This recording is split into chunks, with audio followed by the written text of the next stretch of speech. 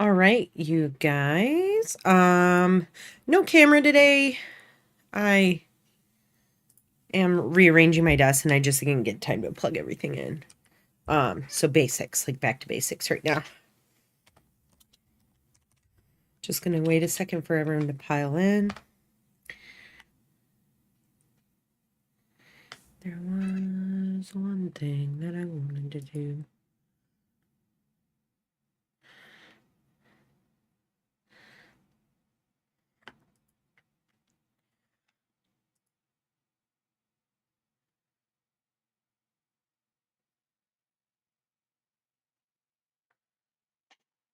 All right, cool.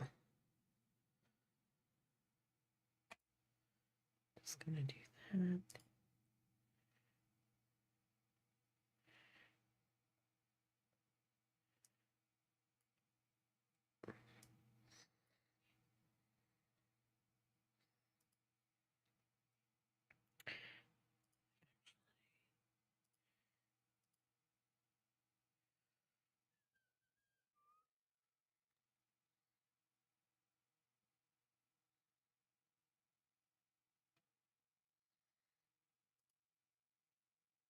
I think that I'm gonna give you guys something to add to your programs. Elizabeth, hello. Hi, Nakara. How are you?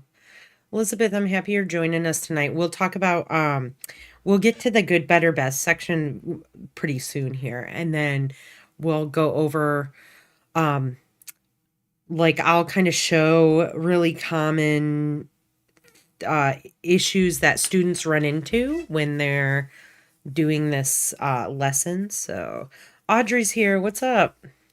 Everyone's here today. It's like a party. Exciting. Exciting. Are you guys enjoying class so far? I know it seems like a lot. My wife just started up at school at GCU and she's very overwhelmed. There's participation questions are new to her as well, so participation. And I just laugh because I'm like, I give my students that. Lena's here. What's up, Lena?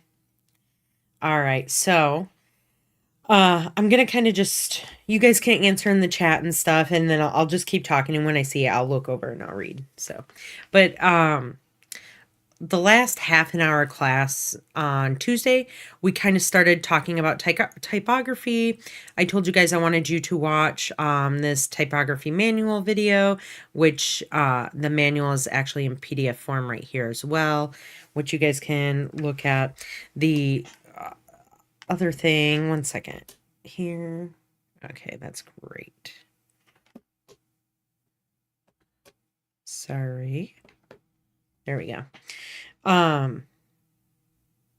But yeah, very important, something to keep with you guys, like in your external hard drive or anything for later if you want to ever look at it, right? The other thing that I did is I have, you know, at the top of the front of your canvas, you have that link to Miro, and on there I have this little section that talks about what is it? This one works perfect. Right here, where I talk about disqualifiers in typography, where people will, you know, they'll look at like bad font choice. In fact, there is a running joke amongst people in the design community about the font papyrus. So don't ever use it. Don't ever use that font. Or I mean, it's like if people use that font, you can just tell that they're a young designer, right? And so you know, font's a big thing inside of design, the design space for people.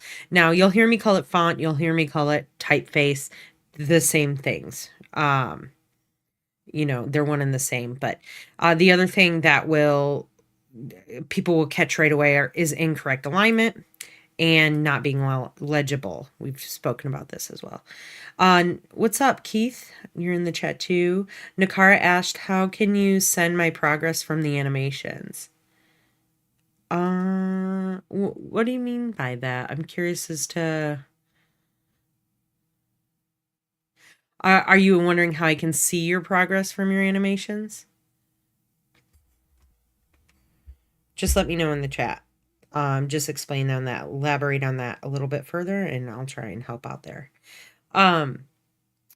Anyways, the list of approved fonts within Canvas. It's the approved one for all projects. These are fonts on like inside of Google that you can access. And, you know, a big thing about motion graphics, right, is there's a balance between type on screen and images on screen.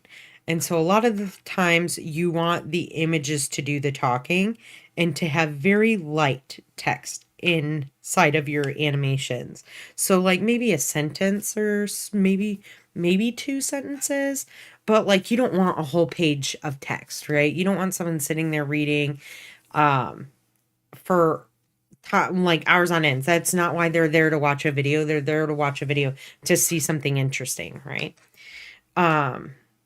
So if you want me to check out the progress of your animations, Nakara, what you can do is you can either render it out and send it to me in Slack, or what you can do is create almost like you would do your participation question, and using OBS kind of walk me through what you've got done so far and if you're running into issues, and then export that video and send that to me in OBS, and that way you can see your progress on your projects and stuff. And if you need help that way, I was in fact talking to Elizabeth about that. If you guys need help, the best thing to do is using OBS, recording what you're doing inside of After Effects or inside of whatever program, right? Like if you're working in Cinema 4D and you're having a problem, showing me like I click here, I do this, or like my keyframes look like this, but when I go into the graph editor, my graph looks like this, right? Walking me kind of through where the issue is going to help me visually see what's wrong and help me to pinpoint and troubleshoot your problem that you're experiencing, versus just kind of sending me a paragraph saying I'm doing this and this and this, because I'm like most of us are a very visual person. So I kind of need to see the steps happening while you're explaining it in order to really be able to comprehend what's going on. That's just that's the way I kind of learn. I am neurodiverse. I have ADHD, and so sometimes I need sometimes a lot of text on screen can or like large paragraphs of text and stuff can make me feel a little discombobulated, especially when it's technical or there's some kind of issue happening. So yeah, not a problem. Of course. I love getting like a video being like, hey, this is wrong. What do I do? And I'm like, oh, that's easy. Let me help you. Right.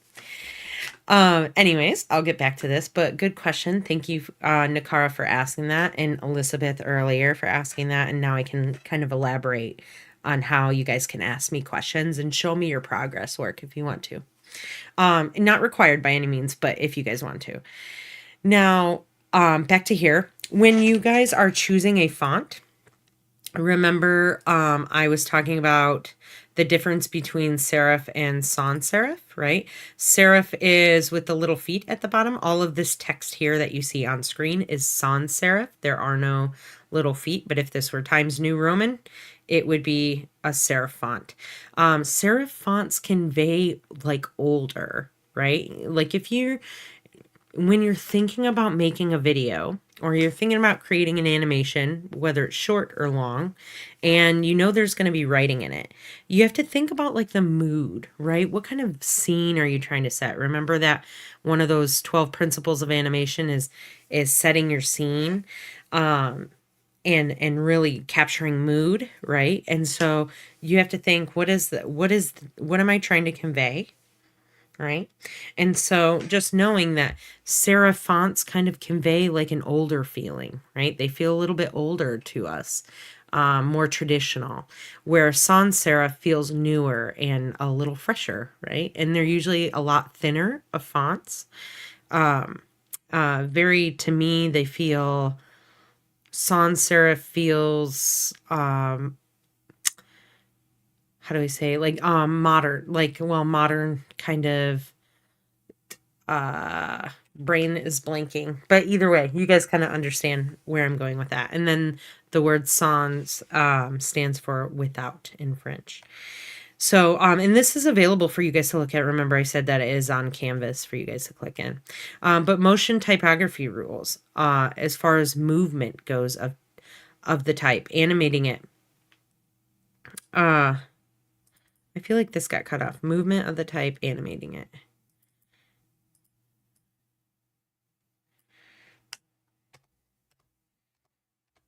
Okay. Yeah, I think that was just accidental there. So, the first thing when you're animating text, make sure that it's legible. Readability is the biggest thing.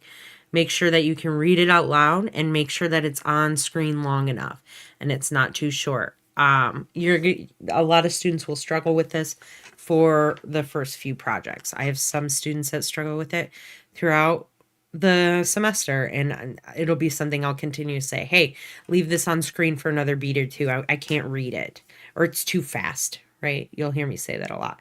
So, big rule here, making sure it's readable. Follow the grid. This should be a guide to how things move, right? Either things go up or down or left or right, but text never is diagonal. And the reason is because the way that text is already formed on a grid, right? It's very horizontal, and then we align things vertically. So just going out of nowhere and animating the screen or animating the text on screen diagonally is going to be kind of uncomfortable for the viewer, just not look right. And so we don't want any diagonal animations. Don't animate. This is another big one, and I get this a lot. I get this one a lot at first, especially when we start to do our contact information. Students will animate text over top of other text, and you never want the text to cross over top of each other. And I'll show you an example of that when we start working here in a minute. But that is a big no. I think that people obviously are going to notice that because they're going to see them cross paths, and you just don't want it. You want them to be like their own separate little entities that don't touch, right? Alignment, making sure things are always aligned.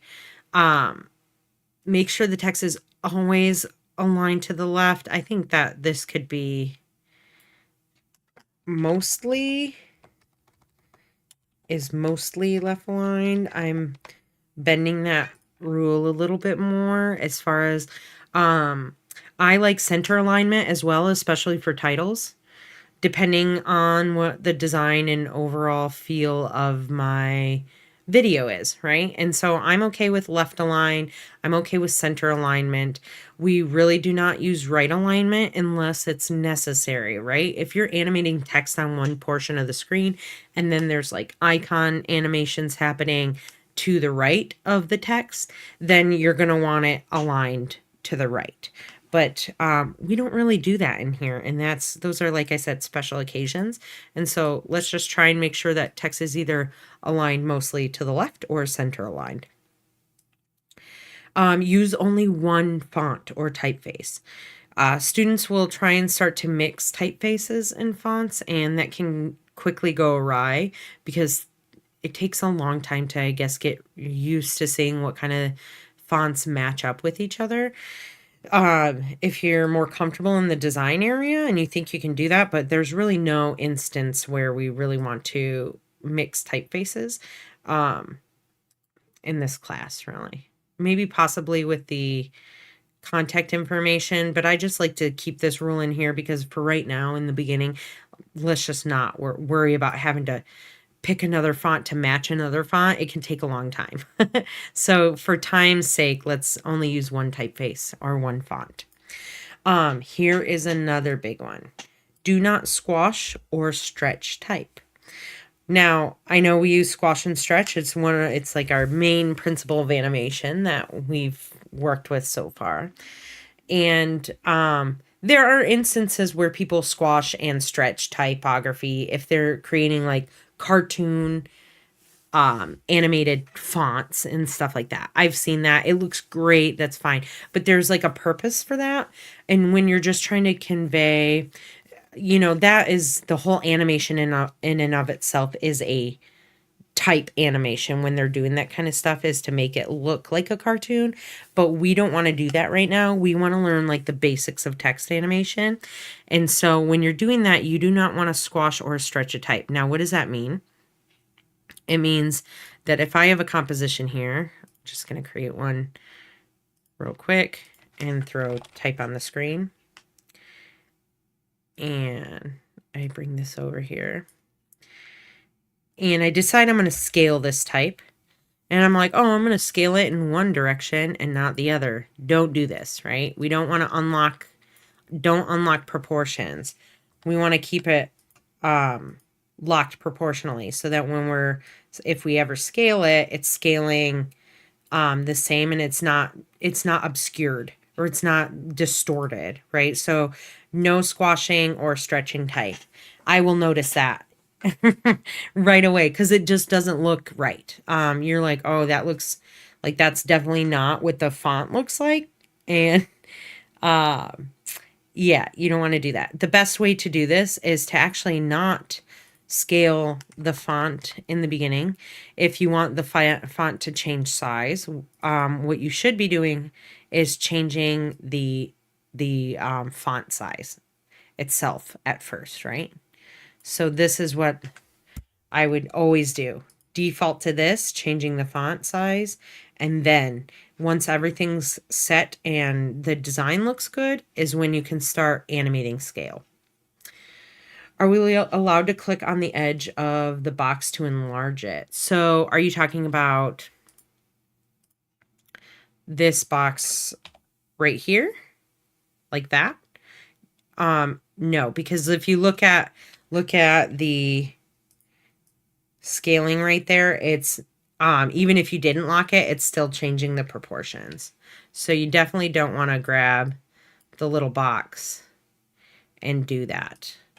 Is that what you were asking, Lena? Whoa, I definitely messed that up. Oh, I delete that. Okay, cool. Good question. Yeah, so if you're ever changing, you want to change your font size, do it in your properties panel. This properties panel, like I said, is new to After Effects. It is awesome.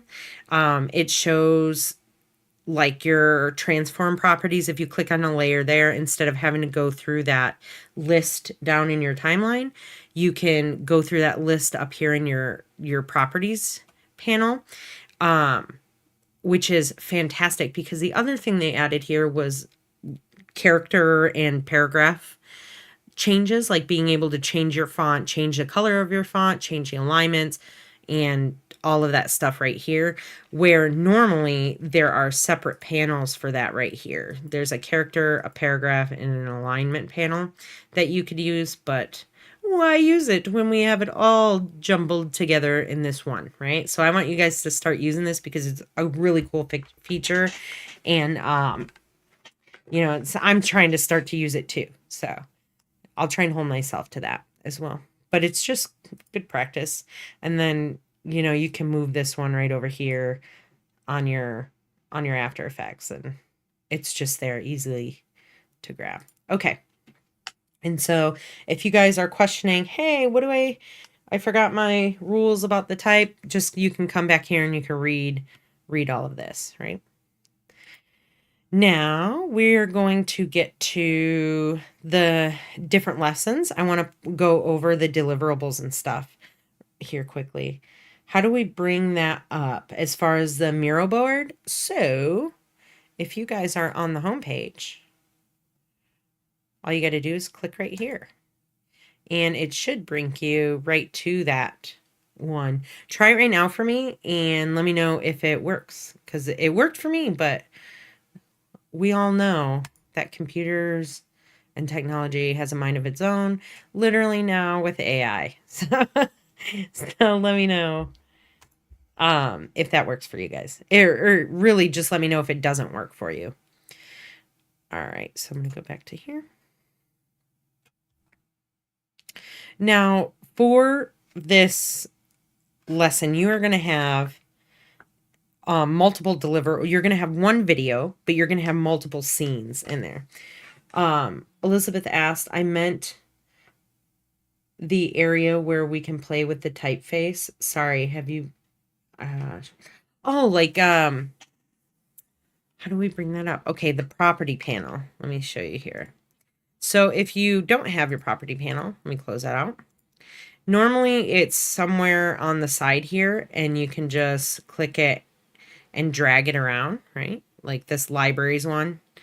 But because I had done this earlier, it's actually here. So if you guys want to find these panels, right? If you lose these panels on the side, you can just go up here to Windows and you just go down here to Properties. Right on this. Right. It doesn't let me zoom in or use the notation key thing, but you just go to Properties right here and it'll pop up. And it popped it up right here for me. It might pop up as like a separate window for you guys, and you can just grab it up here when this little box appears and then move it around, right? The other thing is your scene, right? Your stage, your composition box right here. Sometimes if you accidentally close out of that, you can also find that right here. These are like your basic ones that are automatically brought up with After Effects. And so these ones are the ones if you're like, oh no, where did all my stuff go? It's right here. Or like I said, in the beginning of the semester, you can go up here to whatever panel you're working in and you just click and you reset to saved layout and it'll reset everything for you there.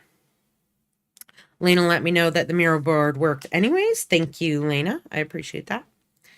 All right, so let's let's get back over to here real quick. So there's the biggest thing that you guys need to know is there are 5 different scenes that you're going to be creating, right? So you're going to do the easing where we're going to be working with easing the type, and that's going to be the good, better, best. This one's a tricky one, and this is why I put part of this in red. The contact information scene. You will have 2 separate contact information scenes.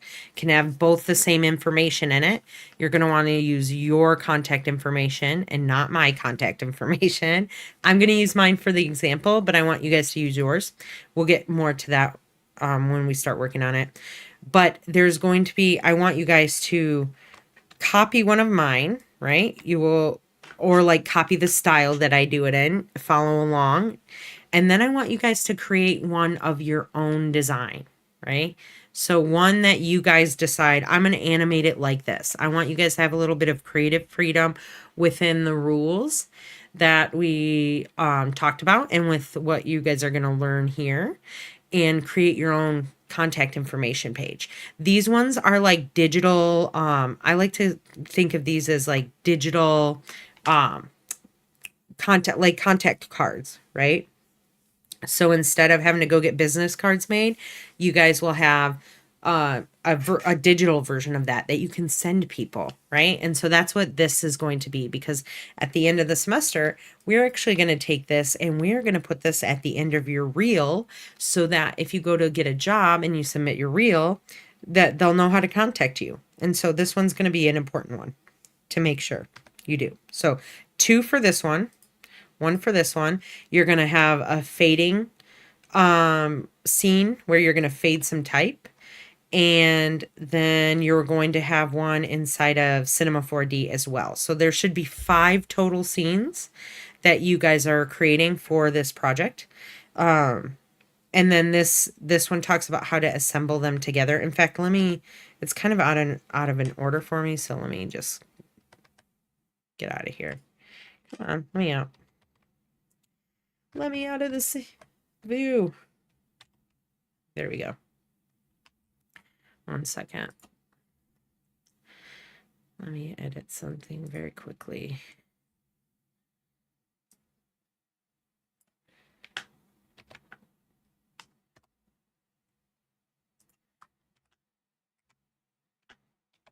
There we go. That makes me feel better.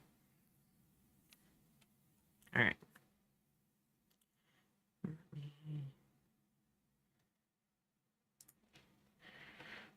I see questions in the chat. Just give me 1 second. Let me save this.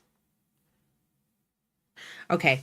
Lena asks, so we should first submit the contact info design copied from the video, then we would make another of her. So you're going to make similar to how you composited all of your balls together in one video instead of sending in 3 separate videos of 3 separate bouncing balls.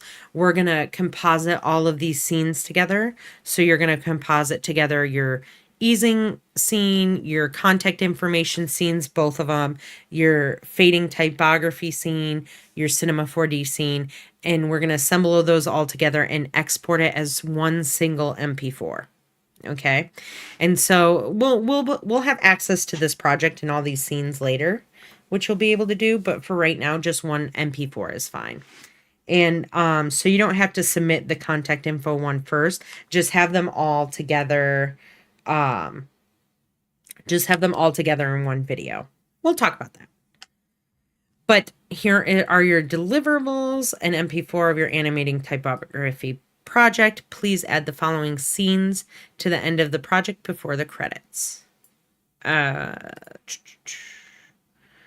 of these scenes should only contain typography. Do not use abstract shapes or representational images. I also want you guys to post your video into Slack using a small MP4. This is the first time you guys learn how to make a small MP4. It's very similar to what you're already doing when you're rendering things out. But just in case you need a video, here is a little tutorial that Belle did for you guys.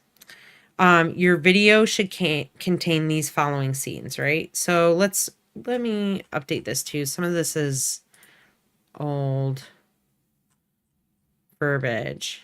Let me see. An MP4 of your animating typography project. Please add, please, that's not one.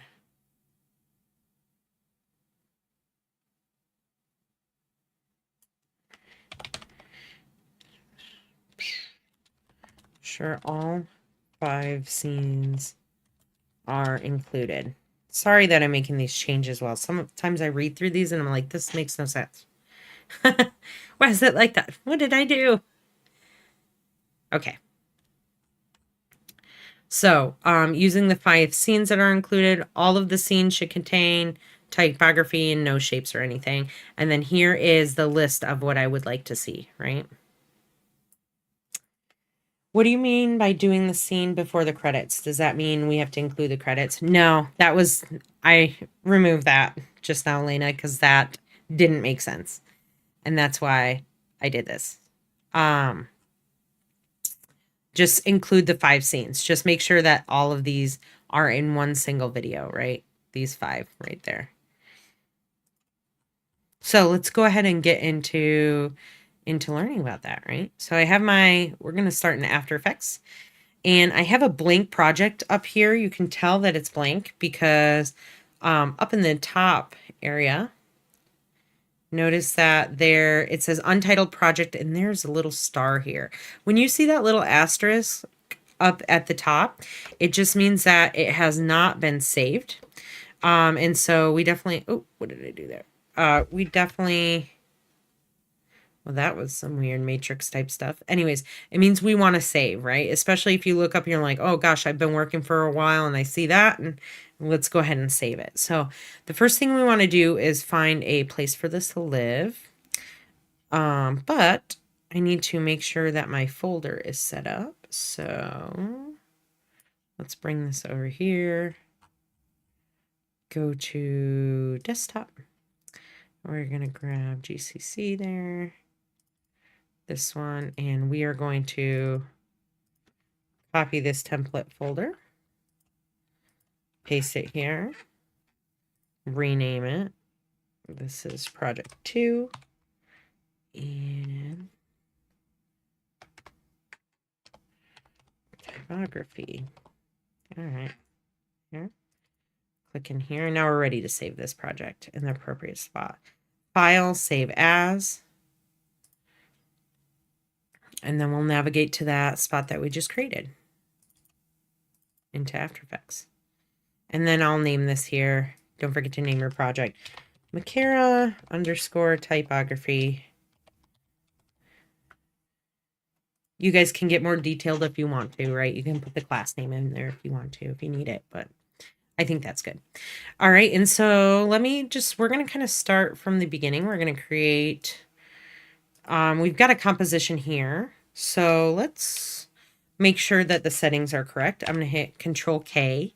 It's got 1920 by 1080, perfect, but only 12 frames a second, no bueno. So let's change that to 24.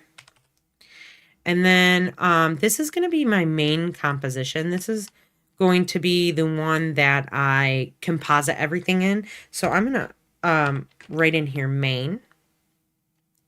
And I'm going to make this about 10 seconds because I'm going to have 5 scenes compiled in here. Actually, let's do 15. We'll do 3 times 5. We'll have everything up for around 3 seconds. And then if we need to extend this later to 20 seconds, we can do so, right? So I'll hit OK there. And let's go ahead. So we've got our scene here. Let's set up our folder structure. I'm going to type in _comps. So that's at the top. I'm going to just drop that in there. And I'll put in here assets because we're going to have a Cinema 4D PNG sequence. My brain words work. And then I'm going to create another folder inside of there that just says images. All right. Elizabeth asked, your other video said 7 seconds. Should I change it? We can adjust these as we go, right? It just has to be on screen long enough for us to read. So I'll probably end up adjusting this main composition. In fact, we can start off with it at 30 seconds just to buff that out. But this is going to be the scene that we bring everything into. So the actual good, better, best is going to most likely be about 7 seconds long. So I'm just going to do that. Extend this out so I can see it. Now I'm going to duplicate this composition. Control V, and then I'm just going to up here rename it. Now if you double click, it's just going to open it. And so in order to rename something up in your panel up here, you have to, or anywhere really, you have to hit enter or return on your keyboard. So I'm going to hit enter, and I'm going to type in good, or I'll type in the easing type. That's what I'll type in. We'll name this here. And now I'm going to open this. And let's go ahead and create a background. New, solid. What color are you guys feeling today? I'm going to do like a soft orange would be kind of like paper, right? It's not bad. We'll go with it. And so let's throw some type on here. Now, I'm going to kind of be explaining to you guys how to make the changes, what you want to look for, those type of things as we go, right? So the first thing I'm going to do is just put some type on screen. We're going to type in good.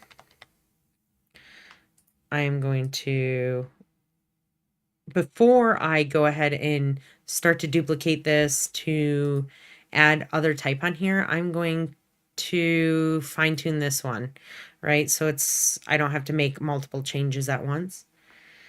Lena's asked, should we use your old videos that are linked next to the scenes on Canvas or use this stream as reference on how to do the scenes? So you can do either or. They're going to be similar. There might be some changes as I go, like, you know, for different semesters. But for my online students who don't watch the lives, I have to have that up for them so that they have material to work with, because some students unfortunately can't attend the live streams. And so I try and keep them similar, but if I make any massive changes to the projects, I will let you guys know. Other than that, you can watch either or, right? Like if I'm like, we're doing something totally different, or I will say, hey guys, we did something different in class, and I'll link that to the module as well. But we're going to do very similar stuff. right now. Just maybe slight changes. So I have my text thrown down here. I'm going to go ahead and lock my background layer, that orange solid. And the first thing I notice is I need some kind of grid, like just like a reference grid for me so that I know where to kind of place my text. And so I'm going to click on this little button right here and turn on my title action safe. And that's going to throw this up here. It looks like I'm pretty lined up with this side one here. I might move that. Oh, I might move that over to this way a little bit more. Just kind of depends. But at the moment, I'll keep it right here. End up with this one. Now, the font is it's not the right one I want. I think I had something I was going to pick. I think it was the E.B. Garamond one. So I'm just going to go in here and type in E.B. Garamond. And we're going to do E.B. Garamond regular. So this is a serif font that we're going to be using today, which is different from what I did before, but you guys can choose one of the approved fonts to work with. A lot of the serif ones look very similar, just so you guys are aware. Now, I think that 250 is a little large for this first one, so let's drop this down to like 100. In fact, that's way too small, so let's do 150. 175. That's good. That's good, as it says there. 175 works. Okay, cool. I'm left aligned here in my paragraph, which is perfect, what I'm looking for. Keep grabbing it in the wrong spot. In fact, yeah, this is on. Yeah, just make sure that's on there correctly. Now I'm going to grab my anchor point tool. I'm going to nudge this right in this bottom corner there. One thing that I want to mention to you guys, while you're putting together and kind of organizing your scenes, make sure that you are either in fit down here as far as like your view, or that you are far enough back that you see either the whatever color your program is, right? Like I said, mine's in dark mode, but if yours is in light mode or whatever, you want to see that color back here. Because what you don't want is to be pushed in on the video like this and putting together your scene like this, because when you go back, you're missing all of this section, right? So if you want to make sure you're in the right view, you just come over to here and hit fit, and it will fit that into your composition for you. So you won't have to worry about being too zoomed in on your scene, right? So I've changed the anchor point down to the bottom left corner. I'm just going to kind of line it up with this line here, this grid line. I'm going to save real quick. And then I am going to duplicate. This one I did the regular font in.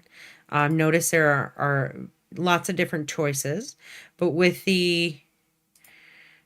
we're going to duplicate this. And we're going to type in better. And I'm going to grab my tool here, and in fact, I'm going to hit position on both of these to bring the position up, because like I said, I like good even numbers. So I'm going to type this to 200 and this one as well to 200, so that they're on the same line for the X value, right? And then this section here, I'm probably going to put 415 on the Y value. And now I can drop this one down, right? So that I just have nice even numbers. They're just easier for me to look at and work with. I think that since this was at 415, I'm going to put 415 plus, let's add 250. It's a little far. Let's 415 plus 150. Let's go an additional 50. This plus 50. Perfect. So 200, right? I moved 200 pixels down, so these are a nice distance away. And the other thing now I want to do here is increase the size of this font. I know that it says 2 times, like making them 2 times the other font, like doubling the size of it. But I think that you can go really as long as you add kind of half to it, right? So let's see here. Right? If you're like at 200, you want to add an extra 100 to here. 175 divided by 2 is 87.5. So we're going to round up on that and get kind of close. But we'll, actually, we want to add that to this because we want this one to be bigger. So I'll add, I don't know, like 85 to it. This is something, what I'm telling you right now is something that I am changing currently for this semester. If you want to double it in size, that's fine. But I think just adding kind of half of the size and then doing that is a little bit nicer. And then I'm just going to kind of move this down a little bit. I like that spacing. I'll put, I don't know, 665 in here. And then I think what we can do is we need to increase the weight. So I'll do medium here. Notice that they're still aligned vertically, right? Because their X value are the same. And now I'm going to duplicate the word better. Duplicate that.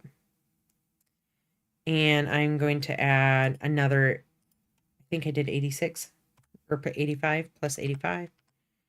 And then I'm going to type best. And I'm going to drag this down, hitting position. Visually seeing that these are about the same distance apart, right? If we change, Elizabeth asked, if we change the font later in the project, how can we align it back into position without animating the word? That is the hard part, right? Because once you start animating, that's why you want to have your font chosen first, because once you start animating, if it changes anything on where this anchor point is, it will make a change on your timeline as far as your, I'm going to actually change the color of these so you guys can see the timeline. But it changes where your keyframes are. Like it will add keyframes in if you're not over the appropriate keyframe at the right time. So you might, what might be easier at that point is to redo that layer. So like if I have a position layer on the word good, best, right? Or position keyframe there. And then I move here and I've got it moving over this way, right? I go over here and I'm like, oh, I need to make it bigger. It should scale from your anchor point without making any changes. But if you're changing, if you're like, oh, like I need it to be aligned here, and you're like, so I got to tap it back a little bit, notice that it throws a keyframe down. So you could potentially have an extra keyframe on your timeline somewhere and where you want to find where that is and delete it, right? I'm going to put this back at 200 and I'm going to increase the weight, the font weight to bold so that I can tell that it's different. The size of this was, what was the size of this one? 260 plus 85. There we go. 375. That works. And then knowing that those are aligned. How did you drag the duplicate down in a straight line again? So whenever you duplicate something, like if I create a shape over here, not a mask, but a shape, and I want something directly below that, I go to position, and the only one I move is like if I want it directly below, I'm only going to, well, I have to duplicate this layer first, hitting Control D. And then I'll go to position and I just move the Y value, right? Because it'll keep it in line this way on your X. But let's say I wanted it to move only on the X value, right? If I only wanted it to move like this way and not move up and down, I would just move the X value this way. So you just pick which one, X or Y, right? Which these should really be color coded so that you could see the difference, but they did not do that. And it works for text. It works for any layers that you want to do that with. And so I want to make sure that when I select good, better, and best, that all of my, first of all, this is a little hard to read with the yellow, the blue. Let's pick a darker, a little bit of a darker color. There we go. The indigo is easier for me to see. But I just want to make sure that these anchor points are right on those little, just at the bottom left. If it's not perfect, that's okay. That's not a problem.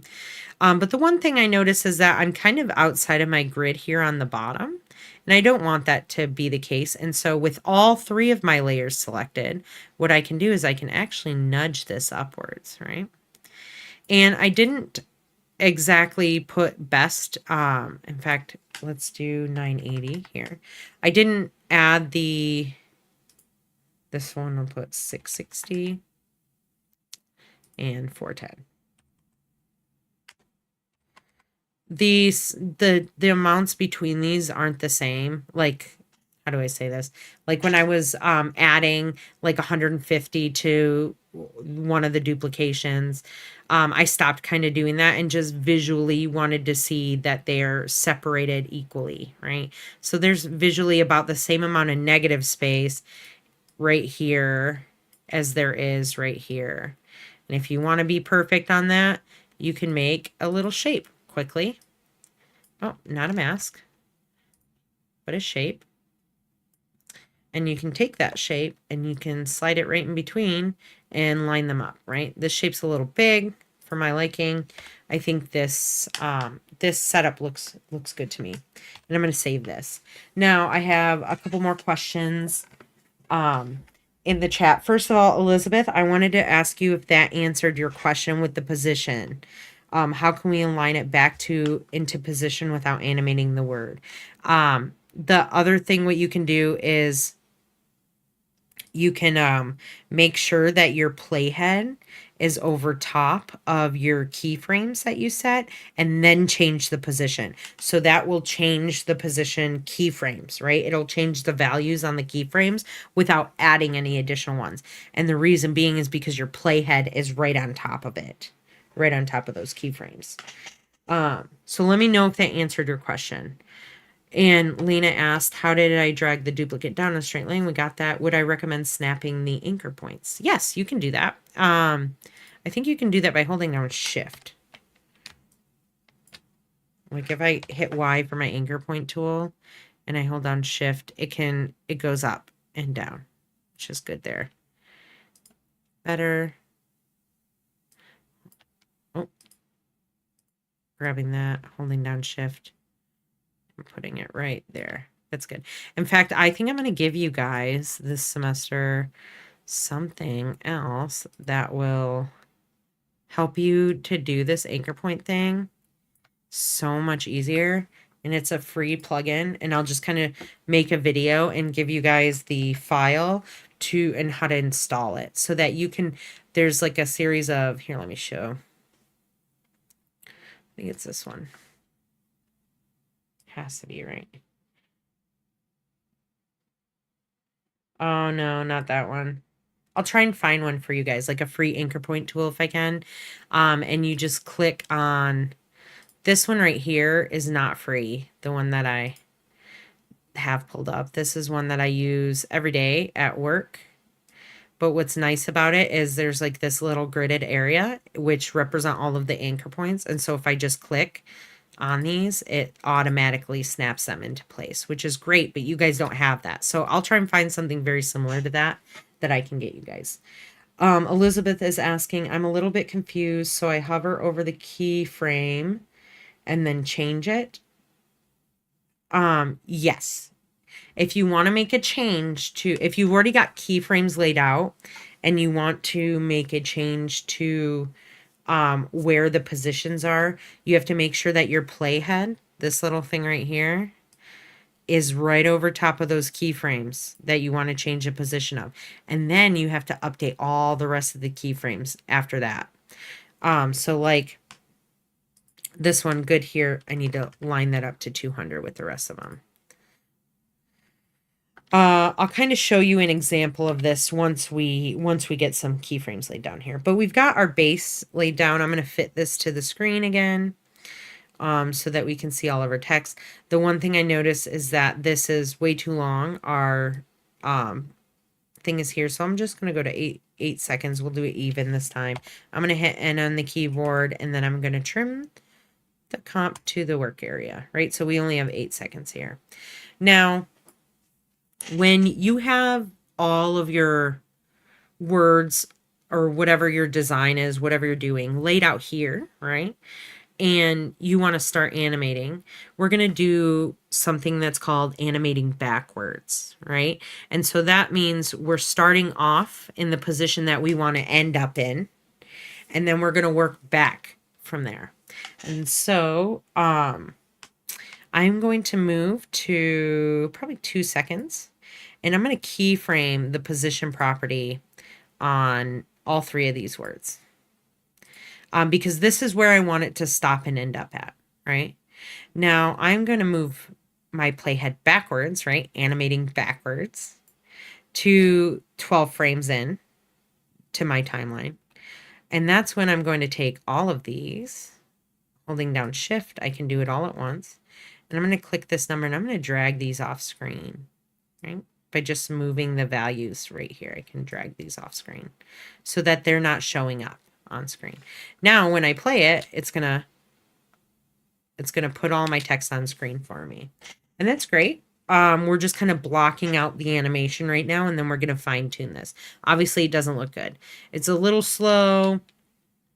It's all linear, which we don't want, right? We've been talking about linear keyframes the past week and a half that we don't want. But I'm going to kind of, we want this text to move into the screen like it did, and then we want it to stay on screen for a little while, and then we want it to move off screen. So let's get the off screen part moved in here. So I want it to be about the same distance apart. And so 12 frames from the end of our timeline, I am going to take all 3 of these. Oh, I hit caps lock. I apologize. Holding down Shift, select them all, and then I'm going to just move that off screen this way. Great. So now we have that. And so now when we play this, it should come on screen, stop for a little while, and then go off screen, right? Wrong. It will not do that. It continues off screen. And the reason being is because we have to have additional keyframes added in here that are the same value of these keyframes in order for it to not move in that section, right? And so we're going to go from 8, we're going to go 2 seconds back. And we're actually going to copy each one of these keyframes. Now, unfortunately, inside of After Effects, you can't just grab all and hit copy and paste. What it does is it copies and pastes your layers. You unfortunately have to do this one at a time. They haven't figured this out yet. So you Control-C, Control-V, Control-C, Control-V, Control-C, Control-V. And so now the value of these keyframes here and these keyframes here are exactly the same. So nothing's going to happen, right? So when I go in between these, nothing happens. But as soon as I go in between the first set and the second set of keyframes, where there's a change happening from this keyframe to this one, is where I have the animation. But then I'm like, okay, I want it to stop here so I can read it. Right? And so this keyframe and this keyframe are the same exact value. Nothing happens in between. No values change. And then from this third keyframe, set of keyframes, to the fourth set of keyframes is where the actual change will happen, right? So now if I play it, it will do what I want, where it animates on screen, stays on screen for a little while, and then it zooms off screen, right? All right, so we have the animation blocked out here. But it still obviously doesn't look good, and we have to do some easing on these, right? Let me see here real quick.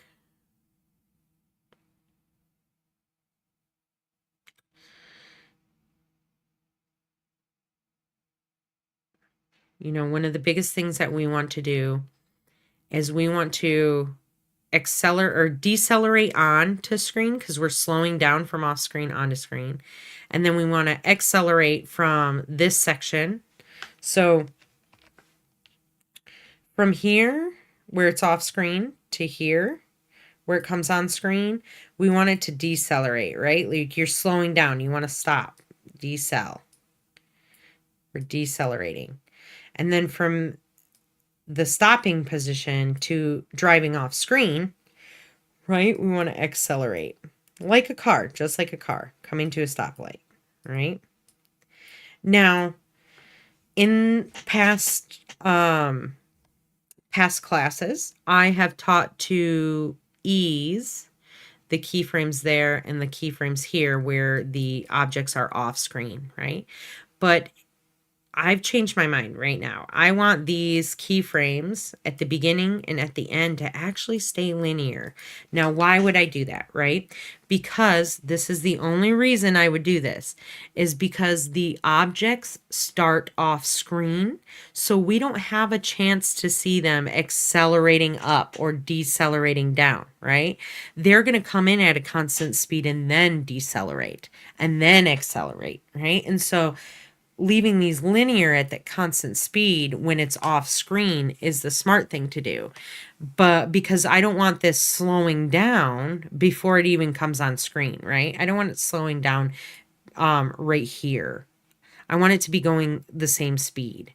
And so really the only ones that we're going to ease are these ones in the center. Now, if you have something starting on screen and ending on screen, right, where like the text, for instance, if the text starts here and only ends here, and it or ends at this side, right, and doesn't go from off screen to off screen, then you want all of your keyframes to be eased. But because it is off screen, we're going to leave these first and last keyframes linear because we want that speed to be consistent and the same, right? Because linear is the same. So I'm going to grab the second and third set of keyframes, and I'm going to hit F9 on my keyboard. And if you don't hit the F9 or if you don't have a keyboard with the F9, you can just right click and go to Keyframe Assistant Easy Ease here. And when I play this back, okay, so, all right, what's happening? Not much change in it, right? You see a little bit of decelerating into place. It's very subtle. And then accelerating off screen, right? But we need to adjust the curves so that these show emphasis on this, right? We want the easing. The reason for good, better, best, we're going to have good easing here.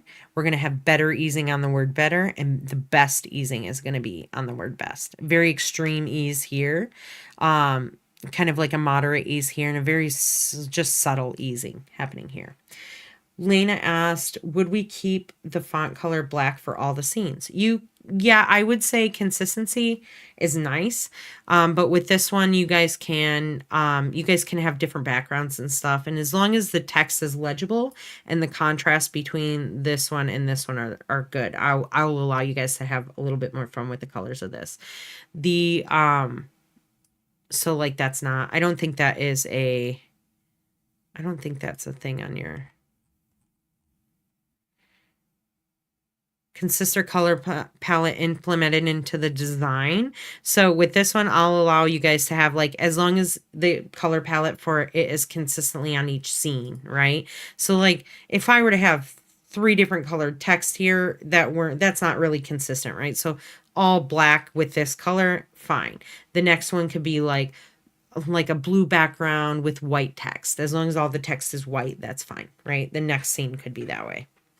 But anyways, I'm going to go into my graph editor. And the first one I want to grab is I want to select the position change here. In fact, what I should have done is right click and separated my dimensions here, but because I didn't do that in the beginning, we're just going to work with it this way. You guys should get into the habit of separating your dimensions, but if it's not, that's okay. Just know you will see the green line here, right? The green line is your Y value and it's not changing at all. That's why it's straight. So we want to adjust these keyframes though. Let me see real quick.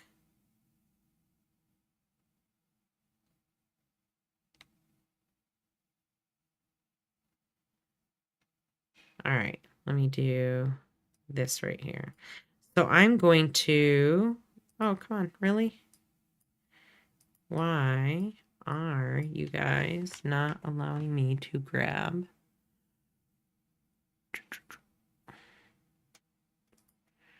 Maybe I do have to use all of them for this. Let me see here.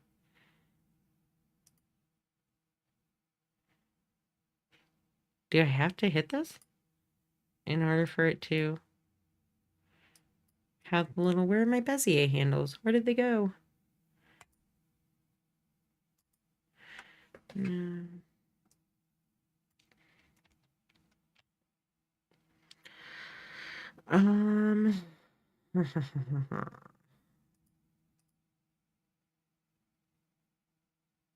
Separated the dimensions. Oh, okay. Maybe the separating the dimensions works okay that way. So I'm going to redo this real quick. So I'm going to go in here, delete all my keyframes. I know I just did all this work, but I don't know why that worked and the rest didn't, but it did. Oh, let me do this. Okay, here's like a great example, right?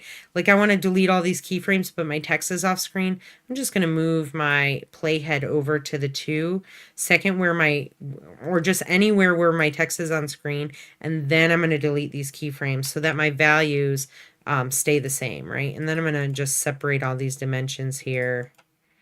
Separate dimension, and then we are only going to keyframe the X position. In fact, now I want to make sure I move my playhead to where I want it keyframed. 2 seconds, X, X, X. Just hit U. There we go. I'm going to copy these keyframes. I'm going to go back, actually, animate backwards.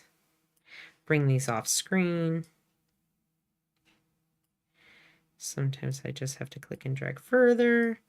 Then I'm going to go to 12 seconds before the end. I'm going to bring these off screen this way and then move in 2 seconds from the end of our timeline and copy these keyframes. Copy, paste, copy, paste, copy, paste. All right. And so it looks like I'm going to grab this one. We're going to do this one at a time. And I'm going to come in here. I'm going to select these two, the 2 center keyframes, right? And then I'm going to ease these. There we go. In fact, yeah, no, let's just do all of them for the sake of what's been going on. In fact, look, I can tell right here that this is not correct. So at some point this got changed or just was never correct in the first place.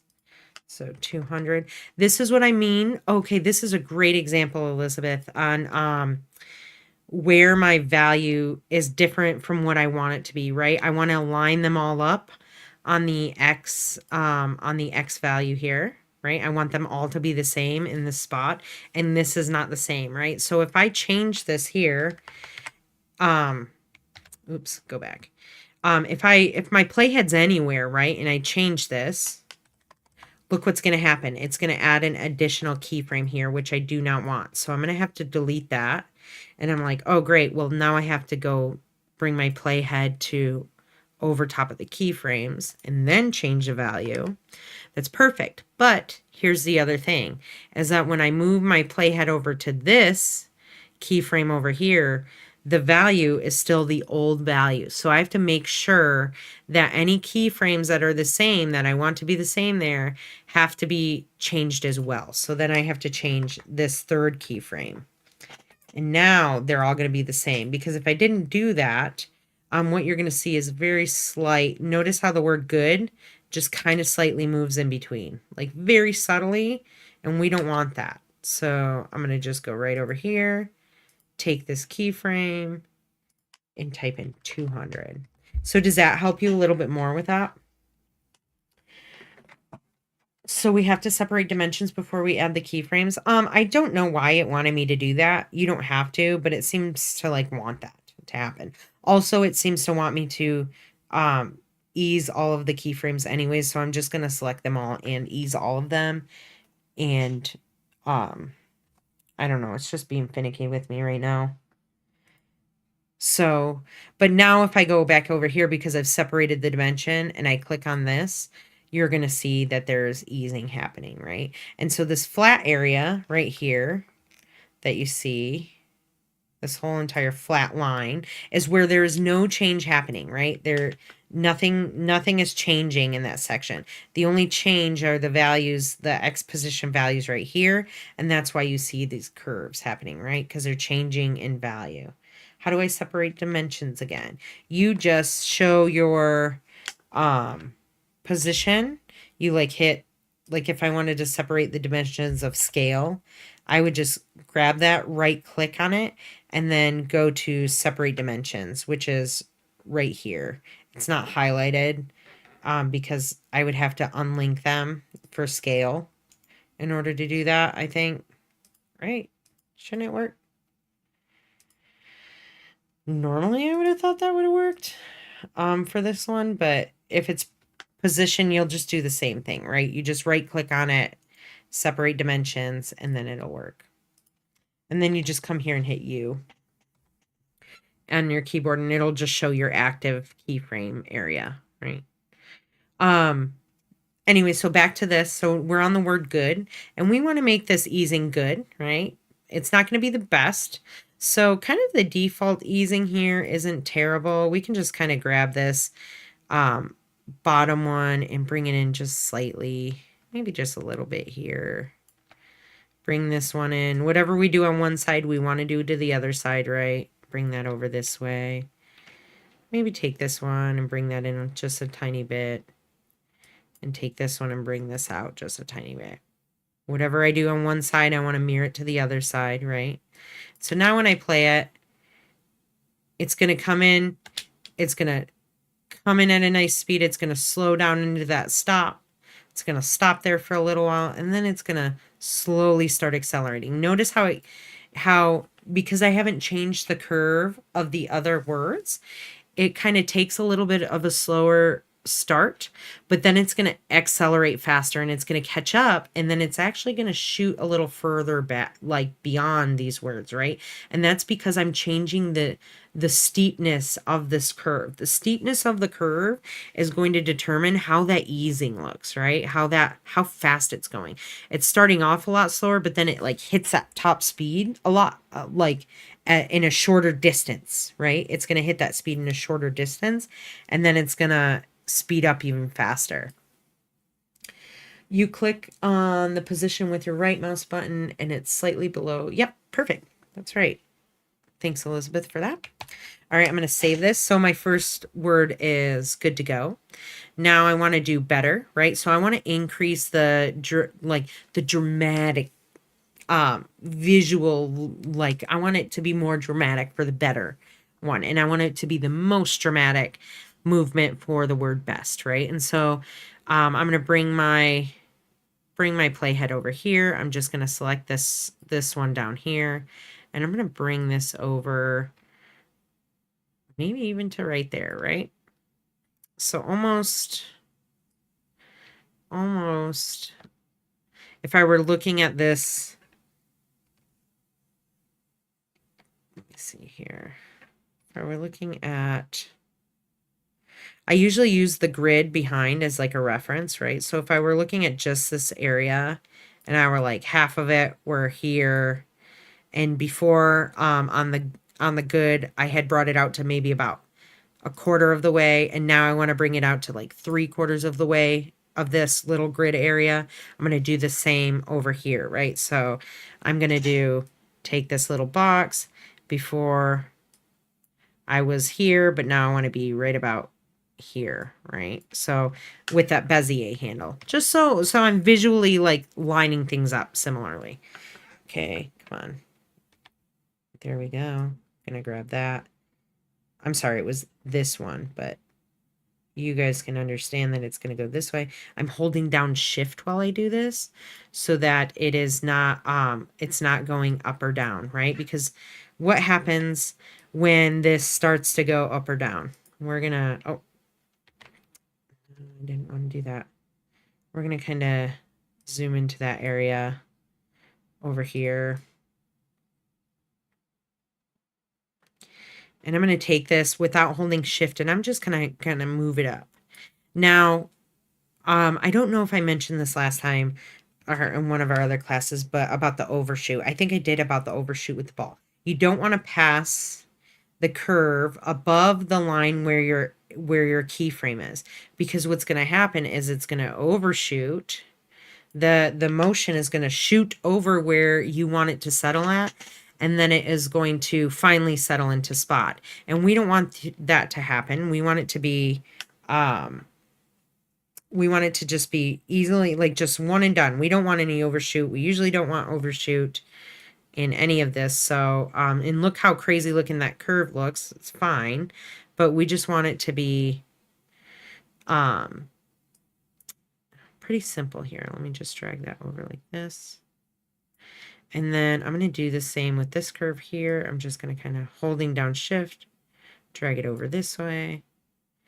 And then this curve, holding down shift, I'm going to click and drag this way, right? So 3/4 of the way of each one of those little graph boxes, kind of how I'm visually doing that. And so now when I play this one, notice how that one kind of shoots into the spot first, it settles down, and then it takes a second. It's still a little, it's slower, even slower than the word good now, because it's taking a lot quicker to build that speed. It's taking longer to build that speed. But once it gets to that speed, it like slingshots its way, right? And so, like, if I just close that, you'll be able to see, if I just shut that one off, you'll be able to see that the easing of the word better is just more dramatic. It's more of a dramatic motion. So if we're thinking in terms of like cars, right? And like racing cars, this one's wheels are burning out a little bit more, but then it hits that speed a lot quicker. Like in a shorter distance, it'll hit that speed faster. And so then the word best, we're going to show this one, this curve here, and I'm going to grab this middle one and I'm going to drag that, in fact, even further out. I'm going to do this one and drag it like a full 1.5. 1.25 maybe. We'll move this one back a little bit. This might look, it's going to look very extreme. Right? Move it over one whole grid spot, holding down shift plus 1/4. Moving over one whole grid spot, holding down shift plus 1/4, right? And so they now look like pretty dramatic S's. So now when I play this one, it's going to be even, it's going to take even longer to get into that spot. And that's how it should be. Now, notice how when you look at them, they're all kind of layered, right? Like first the word good's going to go, and then better is going to go, and then best is going to go last. And this is all just done by messing around with curves inside of the graph editor. It has nothing to do, we didn't change any of the timing, right? All of our keyframes are still in the same spot. They're all lined up with each other, but just how we make the changes to the curve and the dramatic angle of in the steepness of those curves will change like the look of how that motion happens, right? And so this is something you want to keep in mind and like play around with when you're inside of this graph editor. I want them to be there. It's, this one's fairly simple, right? But like when you're thinking, for example, like just a car, like a car would probably go from good, better, best. This is someone like this last one, best, is like someone who's like gonna peel out and just like really leave tire marks on the ground, right? Is this making sense to you guys? Watching this and seeing that?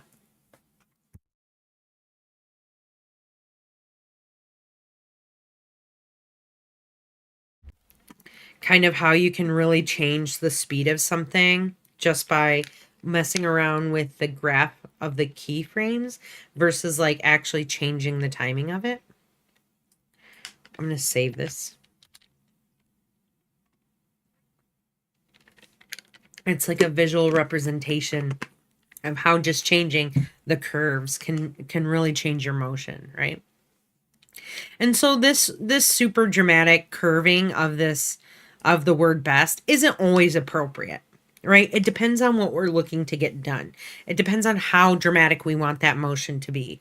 If it's like a quick snapping motion, then yeah, we're going to want something really dramatic. But if it's like a smooth, like a smoother motion, like i.e. parking a car, I would not like want someone to like drive away. Like I'm driving in the good zone, not the better or the best zone, right?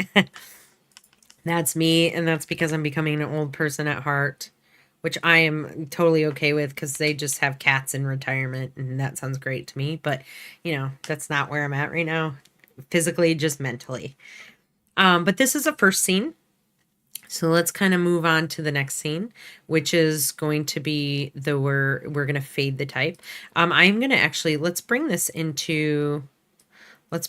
composition into our main composition so that we can kind of add them up afterwards. We're going to just kind of composite it as we go, right? And so I'm going to go up here and I'm going to create a new composition, either hitting Control N, or you can hit that little button down there. And I'm going to time this one for 8 seconds as well. Is that right? And 1920, 1080, great. And then I'm going to put fade type up here. I got a question. I can see it out of the corner of my eye. Elena asked, I still have trouble understanding how dragging the graph lines and changing the curves affects certain parts of motion. So when you have to look at it in terms of like your graph, right? So with the word, we'll do better because that's just kind of midway. The graph shows your change over time, right? So here is time. The top part is your timeline, right? Because you notice frames. 12 frames, 1 second. 1 second, 12 frames, 2 seconds. So this is how long it's happening over, right? And this is the change in your value of your property, whatever property it is, right? So we go from negative 100 pixels, so like off screen, right, of the X value, to on screen of the X value, which is at 200, right? And so in between there, in between this area, is the same timing. We're going the same distance over the same time, but we're doing it differently as far as like how quickly or which sections are moving faster than others, right? So if we increase the angle, because all of this section right here is your like most of your motion, right?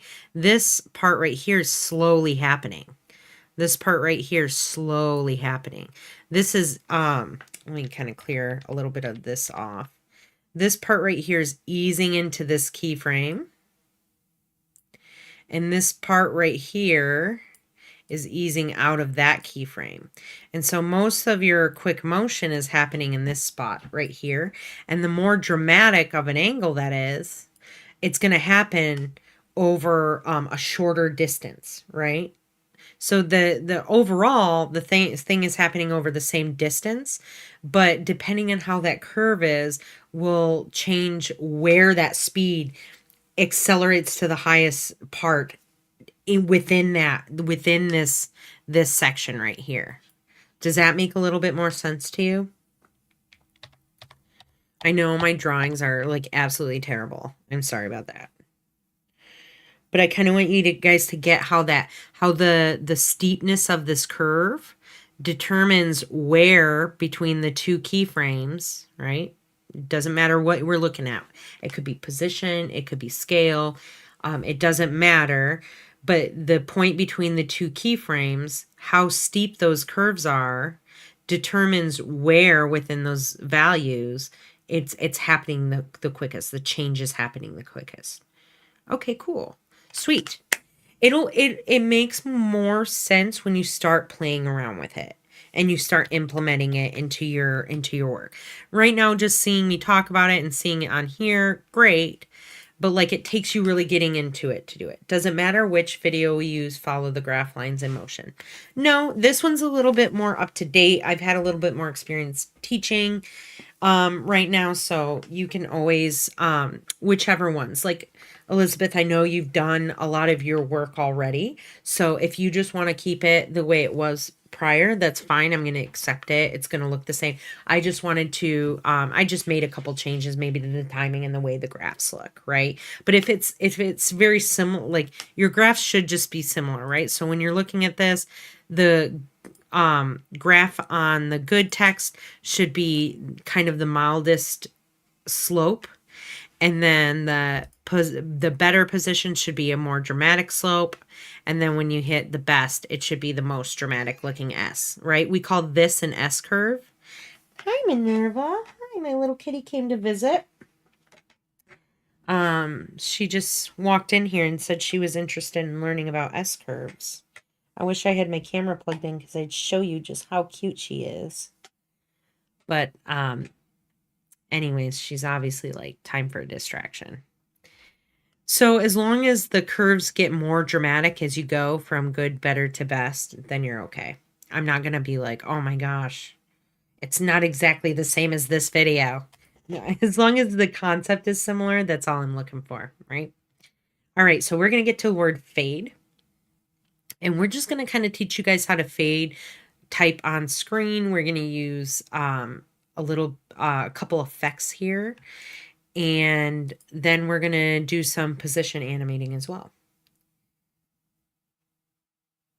Yeah, that's okay. If it's more of a steep drop, it's going to look even more dramatic. I could have done that here too, but either way is okay. Yeah, not a problem. All right, so the first thing I'm going to do is I am going to type a couple sentences out. And in fact, that's the second thing I'm going to do. The first thing I'm going to do is turn on my title action sequence. And I'm just going to click off here somewhere. And I already know that I don't want this text to be this large. So I'm just going to kind of decrease it probably to about there, 50 points. Let's go even. And I am going to type in fade or text. I think it's text can fade on per letter. Oh, here's a great example of like what you don't want is when, here's something I kind of skipped over. I duplicated these instead of hitting enter. And why did I do that? That's because I wanted each one of those lines to be its own separate entity that I was animating. Now here, I typed in our sentence and then I hit enter instead of just like duplicating to go to the second line. And the reason is because this is going to be one block of thing that I'm animating versus needing each line to animate separately. I don't need that to happen here. I am just going to animate this all as one thing. It's going to have the same animation. And so that's kind of how it'll determine whether you want to animate or whether when you're putting your text down, if you want to duplicate a line or like create a new line, or if you're going to hit enter, right? This is less common, hitting enter, because you're going to have less type on screen. You're not going to have like big paragraphs. So maybe a couple lines, which you could always do later. But for right now, we're just going to do this one, and I'm going to, the biggest thing here is the size in between is too, it's not, there's not enough. So usually what I do in that case is I take just kind of my rule. I'll take the 50, I'll take my font size and just add like 15 to 20 to that, right? So I'll just put 65 here. That's a little too tight. I'm going to do the 20, which would be 70. That's still a little too tight. I don't like there's like a really tight gap between that T and the L, so I'm going to go 25. There we go. Just so I can have a nice little buffer space in between these two lines. Type can be faded on per letter. I think that's what I had in the other videos. I can't remember. I think it was typography. Let's do that. Typography can be faded on. In fact, faded. Let's just change this.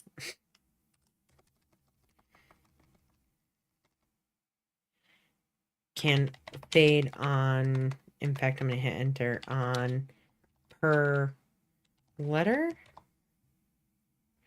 All right, I like that. And because I want to do another one that's going to animate differently, I'm going to duplicate this one. So just Control D and then move this one down. Typography can be faded, can fade on per word. All right. Now I'm going to actually, let's change up. Let's do a sans serif font. So I'm going to type in here. I think one of your guys's was like Roboto. I don't know. I'm always, Roboto is like a default one for me. And then I'm going to put it in regular. This one, let's change it as well to Roboto regular. All right. And now we're going to change the anchor points on these. So I'm going to hit the Y on the keyboard. And I'm going to zoom in a little bit here so I can make sure that I get this correctly. When I hit Y, it just wanted to, I must have hit the wrong letter because it brought up opacity. So I obviously hit T. Anyways, grab your pan behind tool. That's the gist of what happened. And I'm just going to set the anchor point to the left in the center there. For this one, because we're going to use an effect on it, it's not as big of a deal if the anchor point is in a different space, right? We just want them to be in the same spot. Like, well, let me explain this further. Yours can be in the center on both, or yours can be at the top on both. It doesn't matter. We're not animating like a position or a transform property of this, but the big thing is you want the anchor points to be on the same place of each set of sentences, right? Because what we're going to do is I'm going to zoom out of here. Oop, just going to hit fit. And I'm going to grab my selection tool. I'm going to hit select both of these layers. Let's change the color so we can see them a little bit better. Dark purple works fine. And I am going to go to my align tool up here. Unfortunately, the align tool is not on here as I thought it was, but you can always drag it over here like that. And then you got it over here. But notice when I have, like if I grab this by itself, over in your line panel, it says align to composition. It's going to align your anchor point, right? Not the actual thing. It's going to take the anchor point and align it to the center of your entire composition. But when you select more than one layer, for instance, I grab this one, that option changes to selection.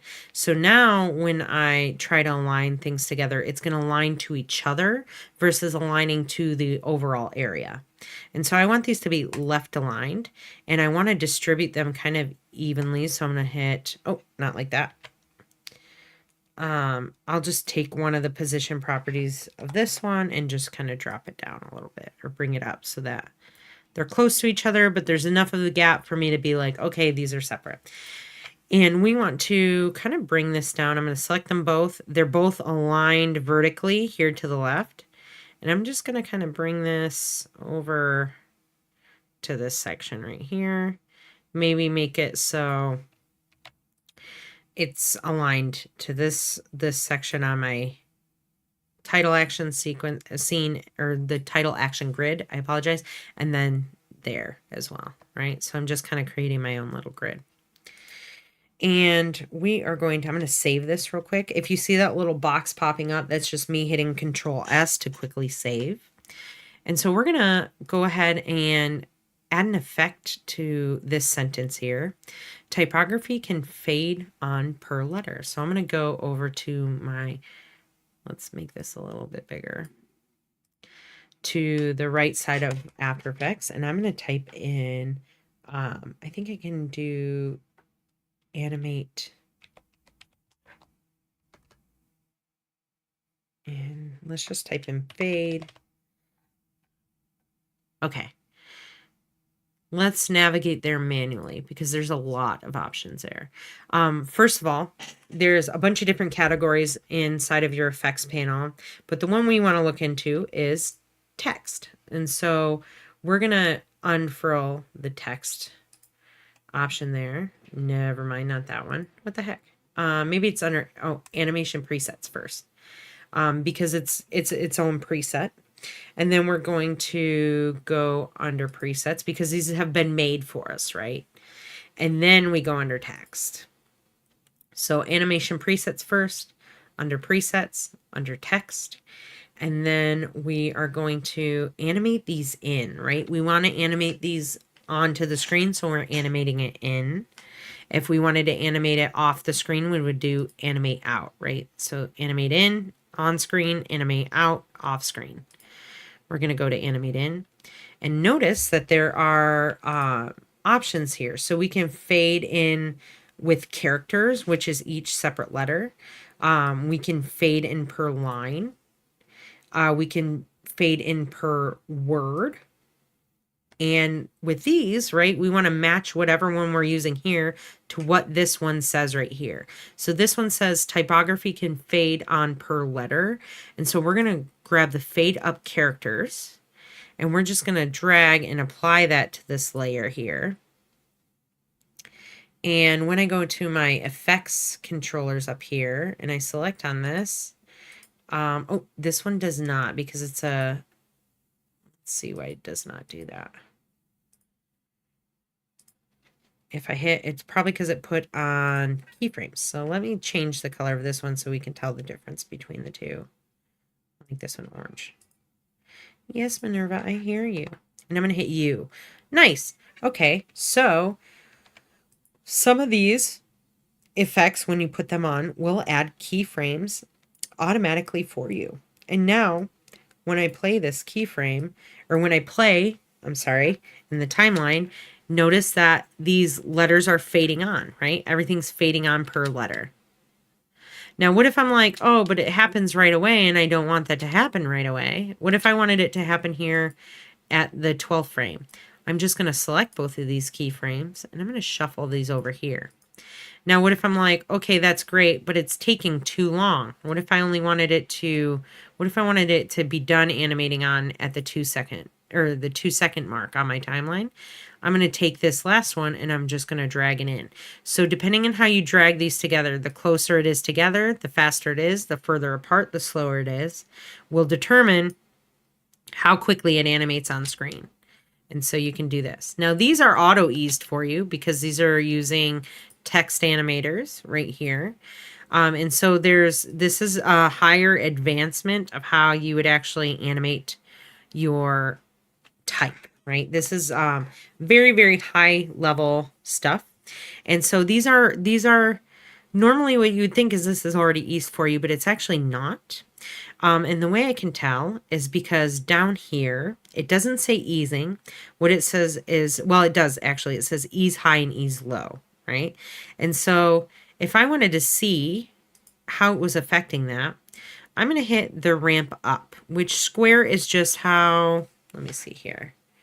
If I do this, if I create text, it's just the modifier, that the shape of the modifier on the text, right? That's what the shape is about. So if I go in here and I just put a bunch of dashes, right? So I have a line. And I want to add that, we'll just add that fade up per character onto this line. And I unfurl, I hit U, right? And it brings me to this area. And then I unfurl it further, and I notice there's an animator there. And under range selector, if I unfurl that one, there's a tab that says advanced. And I'm just showing you guys this so you can play around with it. Okay, you guys don't have to do this for the assignment. I just kind of want to show you how advanced this text animation can get. And so under the advanced tab, we have that shape. Now, if I take this and I move it along here, we have it animating on, right? In a very square way. If I take this shape and I change it, it is, notice how it's kind of fading. It's changing a little bit. The fading is happening. Before, it was just one character at a time, just on. But now it's kind of giving me this like ramping effect, right? That's what ramp up means. That it's kind of more shaped, instead of like this, like a box that's affecting all the text at once. It's more like this. That's a ramp up. This is ramping down, right? And so it's ramping up into that opacity change. And so if I were to do that and then change these values here from the ease high and ease low, let's say we did 30% easing and 30% easing that way, it will change the way where this like opacity change is happening. It's easier to show this with position, I think. But notice because the text modifying box is this section, this little line right here, and this little line right here. So within those two little lines is that ramp that's happening to animate this text on. And it's animating the fade, right? The opacity of it. And so I can increase or decrease the easing similar to the curve, right? You want to think of it like that. And it will change how quickly those sets like ease on. Because now look, it was really slow. Because we have because we have the ease high and ease low changed. Now it's a little different. So when this one starts, it starts like that. Now you guys I'm not telling you guys have to do that. In fact, I wouldn't do that because that's a lot, but you can start playing around in that section. These are just kind of default, right? So we don't have to change anything for these, except making sure you're putting the correct effect onto the correct one. So making sure that the fade up characters goes up to the line that says typography can fade on per letter. And then the one that says fade upwards is going to be dropped onto the line that says typography can fade on per word. And then we're going to hit U on the keyboard again here. And we're going to line these both up together so that they animate on at the same time, right? So I move that keyframe over. And then I don't want this to keep happening. I want them to stop at the same time. So I'm going to bring this keyframe in. And I'm going to save this. No, it's okay. As long as it's within the 2 seconds mark, like as long as it's up on screen within a couple seconds, I'm okay with that. But what we're going to do, so now when I play it, the animations are happening at the same time, but differently, right? So if I wanted to extend it, so it took a little longer, I would just take these last 2 keyframes and extend them out. As long as we can read it, right? That's the rule. So if you want to extend this out a little bit and it takes a little longer, that's perfectly fine. I'm fine with that. That takes what? 2.5 seconds to animate on. That's fine. But now we're going to add a little bit more to this, right? So we have this section here, but it looks boring. There's nothing else with it. So let's do something a little more fun. I am going to grab my type tool and I'm going to type the word fade in all caps. And I'm going to change the, let's just kind of select this one, change the color of the layer. The layer, changing the color of the layer just helps for you guys and for me to see where it is. It not only changes the layer down in your timeline, but if you notice, it also changes the color of the little bounding box around the object as well. I'm going to change that one to green. And I'm going to change the font weight to bold. And then I'm going to increase that font weight. And I want it the size to fit in between. I'm going to drag this down here. I want the bottom of the text to be in alignment with the bottom sentence, and then the top of the text to be in alignment with the top of the top sentence. I know that was a lot to say, but all I'm going to do here is just bring this up a little bit further. And just in general, if you guys wanted to get down to the nitty-gritty with that, you just click into your composition, and what you hit is Control R. And what that does is it brings, notice that all of a sudden you have these rulers at the side and at the top. Let me do this. You have them up here. And if you grab one, you'll notice there's like a there's like a little double-ended arrow. And you drag down, you can add like a little ruler bar here where you can line them up perfectly, right? But I'm not worried about that as long as it looks aligned from the top to the bottom. I'm okay with that. About the same height, right? This word should be the same height of these two sentences combined. And then instead of changing the anchor point right now, we want to separate all of these letters so that the F is on this side and the A, D, and E are on this side of the text. Now, how do I do that, right? When you add text onto the screen, it's going to automatically put together, and you could always just do the F, the A, the D separately by duplicating and stuff, but there's an easier way to do this. And that is selecting the layer here, and you right click, and you go to create shapes from text. And what that's going to do is it is almost going to outline your text and create shape layers, right? And so now I can go through and have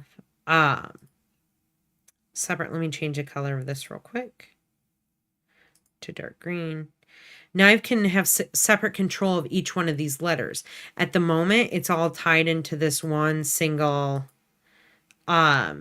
layer, but what we're going to do is we're going to duplicate this and just delete some of these letters here. Now, there's a lot more power in working with a shape layer versus working with a text layer, right? Here we have the ability to move the letters singularly around the composition, where here it has to be, it's kind of all tied together. And so there's some limitations when it comes to text, but let's say you wanted to edit the path of the text or do something else with it. All you have to do are create the shapes, create the like outline shape and turn it into a shape layer. Now it doesn't delete the original, which is great, because what if we want that later? So what it does is it just hides it, right? So this little eyeball is shut off. And what I like to do in that case is I don't like to keep my timeline all junked up here. And so I like to click on this little guy here, this little hide all layers. He's the original Shy Guy, right? Instead of Nintendo, this guy's the original. So you want to turn that option on. And then down here, I'm going to click this little icon where it's a bunch of little boxes with the expand option. And I'm going to, on that layer, that text layer, not the outlines layer, but the text one. Remember, you can see the difference on which layer is which by which symbol is next to it. So that's a shape layer and this is a text layer. Oh, come on. My thing's acting all weird today. And so I want to just hide this text layer. I'm just going to click that little Shy Guy on that layer. It didn't go anywhere. It's not deleted because when I shut this off, it shows back up. It just hides it from the view. So it's not jumbling up my area. And now I'm going to take this and I'm going to duplicate it 3 extra times. So we have the total word fade because we have 3 letters, right? Or 4 letters total. I'm sorry. And I'm going to go in here and I'm going to delete the F, A, and D. Select those and just hit delete. And then on this one, I'm going to delete the E, A, and the F. And how you select these, so I can select all of them clicking, holding down shift and clicking the last one.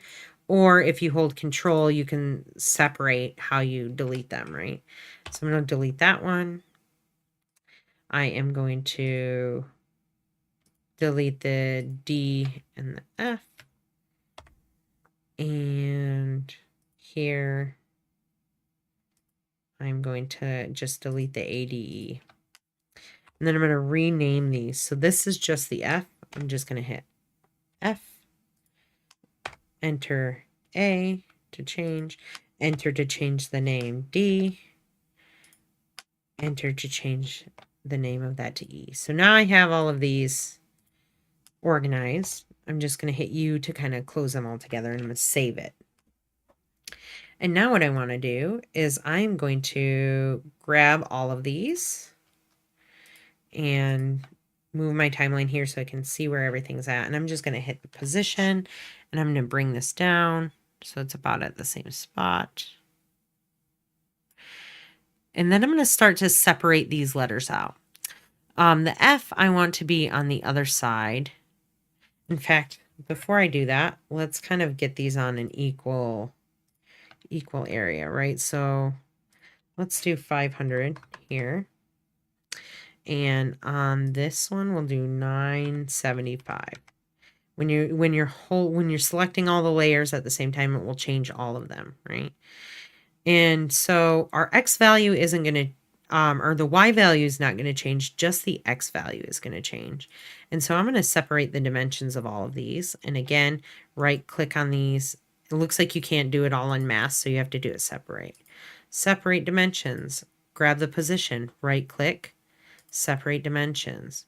Don't grab the layer, but grab the actual position transform property, separate dimensions. Separate dimensions right there.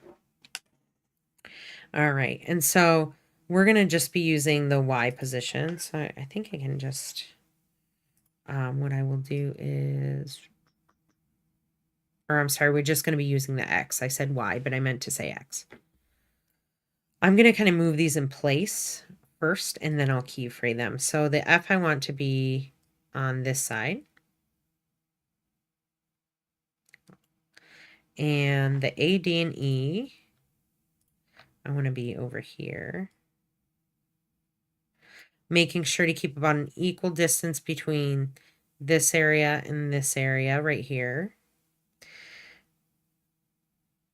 Keith asked, just double checking, how long does this animation have to be? Around 7 seconds? Yeah, 7 or 8.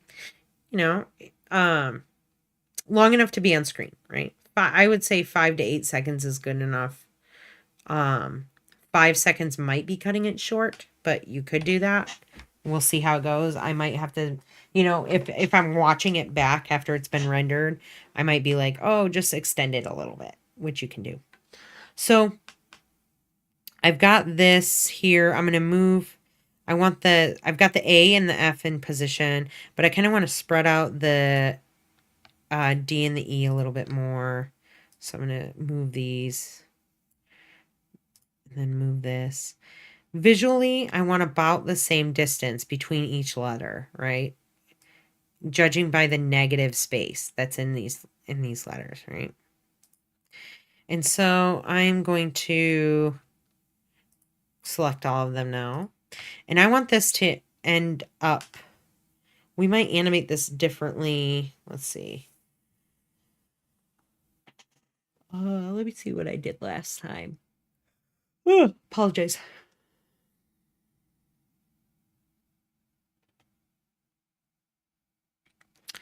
We're going to kind of expand these out, actually. So I want it to start here. We're not going to animate backwards. We're going to animate forwards. And so I want it to start in this section. And normally I would hit the keyframes first, but I did notice something. And I hope you guys noticed as well, is I didn't change where the anchor points are on all of these. And so I'm just going to hit Y, and I'm going to shift and click and drag it to the bottom. We'll do the bottom left corner again. I'm going to do that to all of them, right? Grab that, shift click, drag it to the bottom left.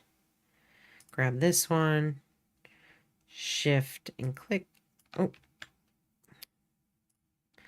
Click and then holding shift. Bring that over. Click there, holding down shift, dragging it over.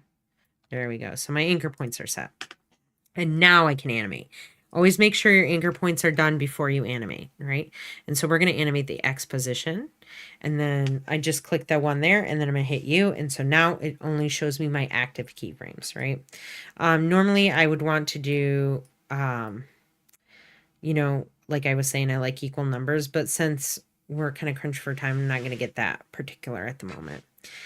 But I want, while this is animating on, I want these letters to kind of spread out further apart from each other. And so I think I have this happening right here. I'm going to move to there. 3 seconds exactly. I'm going to select the F and I'm going to move it backwards, kind of like off screen. Here's the deal. Okay. When you guys are moving text off screen, or any object for off screen for that matter, it is better to overlap than to perfectly align it up. What do I mean by that? So when I bring this F, let's kind of see if we can zoom in here. Bring this down over here. I'll zoom out a little bit. If I brought this F over where the very edge of the F lines up onto the edge of the composition, it looks very odd, right? Like it shouldn't be like that. And so what you want to do is you want to overlap that. Just bring that F over a little bit more so it looks more intentional. If you just bring it up to the very edge there, it doesn't necessarily look intentional, and it can kind of just be weird and odd. So I'm going to just put -22 in. That's fine. And then I'm going to move over this way. And I'm going to work from the E into the A, right? And so I'm just going to, remember, if I hit Control plus or minus, it allows me to zoom into my composition. And so the E, these are not going to go off screen at all. We're going to start with the E and we're going to move this over probably to here. And then we're going to do the D. I'm going to move the D maybe over to there. And then the A over to here. Right? And now we're going to select all of these keyframes and we're going to hit F9 on the keyboard, or you can right click, keyframe assistant, easy ease. And then we're going to go into each one of these, and we want these to kind of happen. We want the easing on these to be the same, right? So we're going to select the position. We're going to hold down Shift and select the position property of all of these. Now, the nice thing is I can drag a box around all of the first keyframes and I'll get the Bezier handles for all of them. And so I can click this and drag to increase that slope, right? To make it more dramatic looking, and then just click and drag a box around the last 4 keyframes, and then holding down Shift, click and drag this, the Bezier handles for these ones out further so that the curves on all of these are exactly the same, right? All of the letters have the same curvature. It looks real nice. Looks nice. I like the extra time in there actually. But now what we're going to do is we're going to add more interest to it by something called sequencing your keyframes. Now, sequencing keyframes is very similar to sequencing your layers, right? When I was like adding one, like if we were to duplicate this and move this over to the end here, this is called sequencing. When you offset either a composition or you can offset keyframes, right? And so we're going to do that with the keyframes this time. So I'm going to select I want the D to happen first, but I'm going to select all 3 of the ADE letters, and I'm just going to kind of drag them a couple keyframes in. So I'm going to go, if you want to be exact, you can zoom in here and you can hit Control and arrow left or right on your keyboard to move one keyframe, one keyframe back or ahead. It just moves your playhead for you. So I'm going to go 1, 2, and I'm going to drop those there. And then I'm going to select the bottom 2, and I'm going to go in again, 2, 1, 2, and then I'm going to drag this set of keyframes over this way. And then I'm going to go 1, 2, and drag the last set this way. I might have it opposite. We're going to play it and see if I need to sequence it in a different way. Let me see here. But notice the slope, the distance between each one of these keyframes, all the same, right? So I'm going to bring this back up. And then when I play it,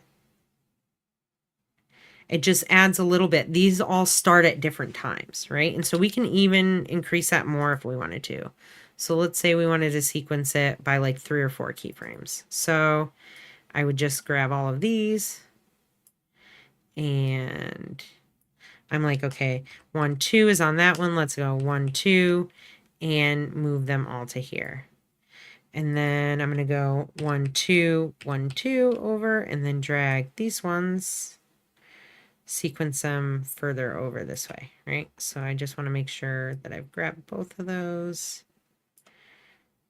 And I'm going to drag these to where my playhead is. I'm going to hit Control arrow right 1, 2, and then add 1, 2. And then I'm going to just drag, all I have to do actually is just grab this, click on the position, transform property, and it will grab all of your keyframes for you. And then you just scoot that over. So now, notice how they kind of start all at a little bit of different times, but the easing is the same, right? So we're just offsetting the keyframes slightly, and it makes it look a lot more interesting than if you just had them all lined up with each other. And so that is how you do the fade project. Also, let's change the opacity. We can fade on the letters, right? So let's we're going to select all of these, and we're going to hit T on our keyboard to bring up opacity. And we're going to keyframe at 100% there on the 12th frame. And here's where we're going to work backwards, because it always starts at 100% opacity. But if you want it to be completely transparent, you have to drag these down manually. And so we're going to just work backwards. So here I want it to be fully opaque, and here I want it to be fully transparent, so they fade on screen, right? So this is another way to create a fade on screen, but just using the transparency. And now when I play, the letters fade on the same, and then they separate, and then the words are here. We can also sequence these. You can ease these in if you want to, but it's not that big of a deal for me right now, especially considering it's almost 8 o'clock. But I'm going to sequence these 1, 2. Then I'm going to grab these two, and I can just count at this point. I can just 1, 2, and this one right here. So if I go, and notice it kind of fades on one letter at a time almost, right? But very quickly. It's very quickly and subtle, but it does happen that way. All right. And then I'll save this. And now, since this one's done, I can go into my main composition, and I'm going to grab the fade type and just drag it in here and move that over one end to the other. Now, I didn't add a background into, even though it looked white, there is no background here, right? If I can tell, if I hit this little toggle transparency grid, and it shows I don't have a background. So if you guys want something different colored, you'd want to add it in here. Other than that, what it's doing here is it's in the main comp, it's just going to look white here, but when I go to render it, it's going to be black. So actually I should add in. I'm just going to add the same color because it's quick. All of your background solids end up in its own folder up here that's auto created when you create a solid. So you can just unfurl this and grab it and drag it down in to your composition, and it saves it. So if you need that consistency throughout any kind of video that you're ever making, you have it that way. And so now it goes from this scene. It's going to be on here for 8 seconds, and then it's going to go off. Yeah, I think between 6 and 8 seconds for each of these animations is going to be plenty of time, right? You guys can fade these off screen if you want to. Like, what if I wanted to fade, if I wanted to fade this off screen to reveal the other, remember that I would have to overlap the objects, right? So I would have to overlap it here, and I'd want this one to fade in. I would just animate the opacity from 0 to 100 right here. This would defeat the purpose of your fade because you're fading on the main layer. I'm just showing you guys how you would do this for later, right? I wouldn't do this at the beginning of your fade scene, but it fades that on. So it's going to go off and then fade this on automatically. And then you can kind of change your, it's almost like a transition right here. Well, it is a it's not almost like a it is a transition happening. So let's do one more. We are going to do the contact information, which is going to be really simple.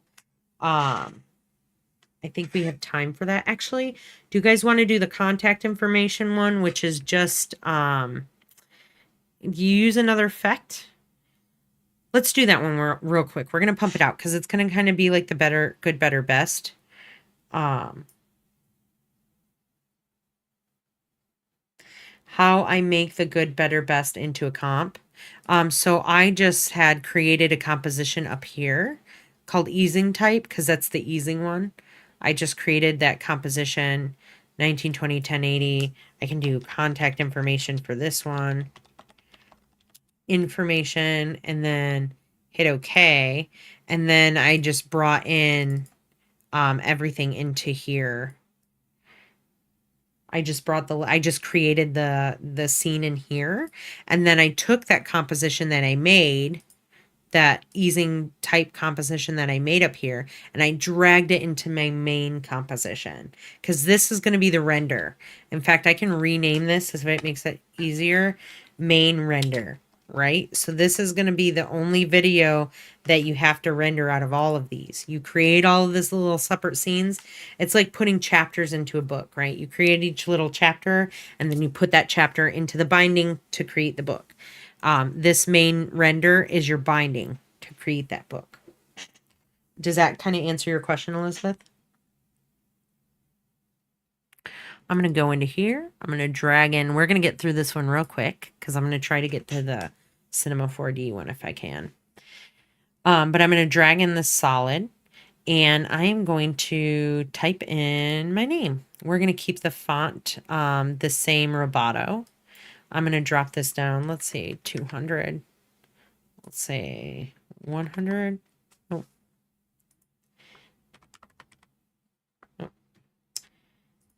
When you're changing the text size, by the way, inside of the text like changes up here, you have to make sure that it's like fully clicked on. Either you double click on, you can click on here and do it this way.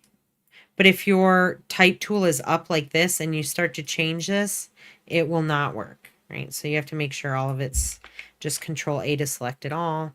And we'll type in 150 works for me. And not 100, but I'm going to type my name. Okay, perfect. I'm happy that helps, Elizabeth. Now I've got the bold text here.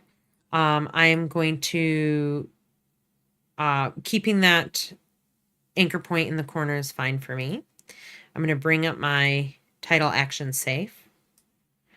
And I'm going to kind of align this actually to the furthest one over here.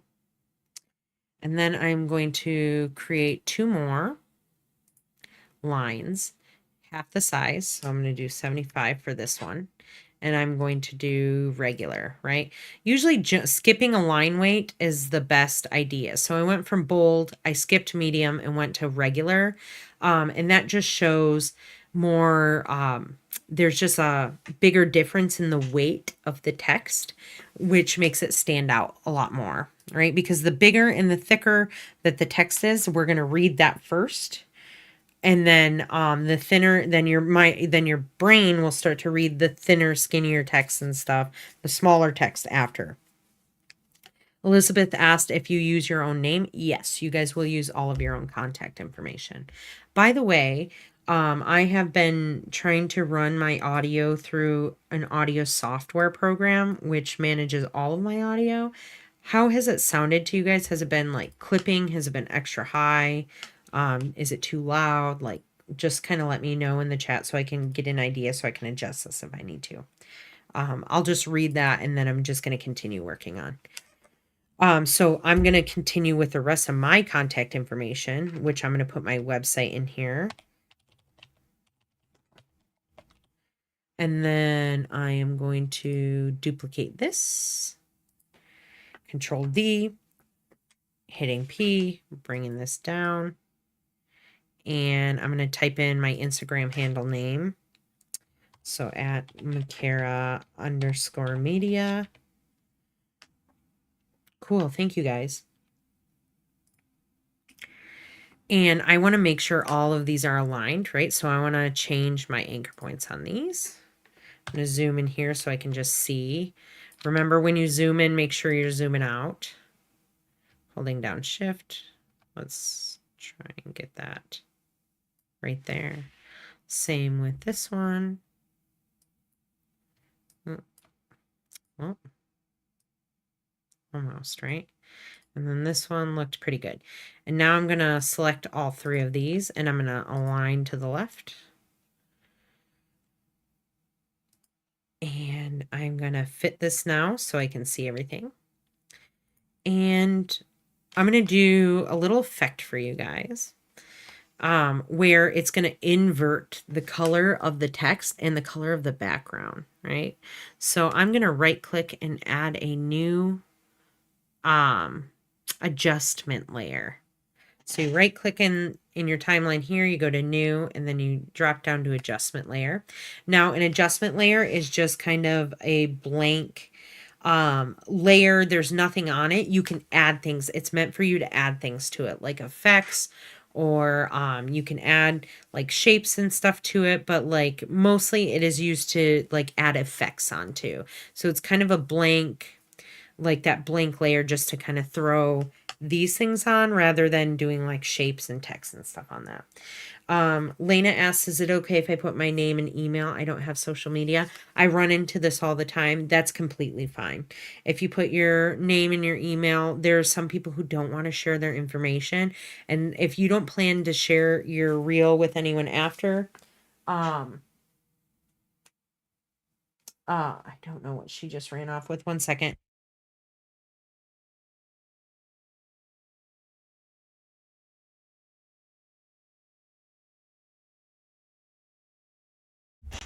Sorry, my cat just grabbed something out of my trash and took off because she's adorable, but also like the devil incarnate. That's how they always are, right? They're cute but evil.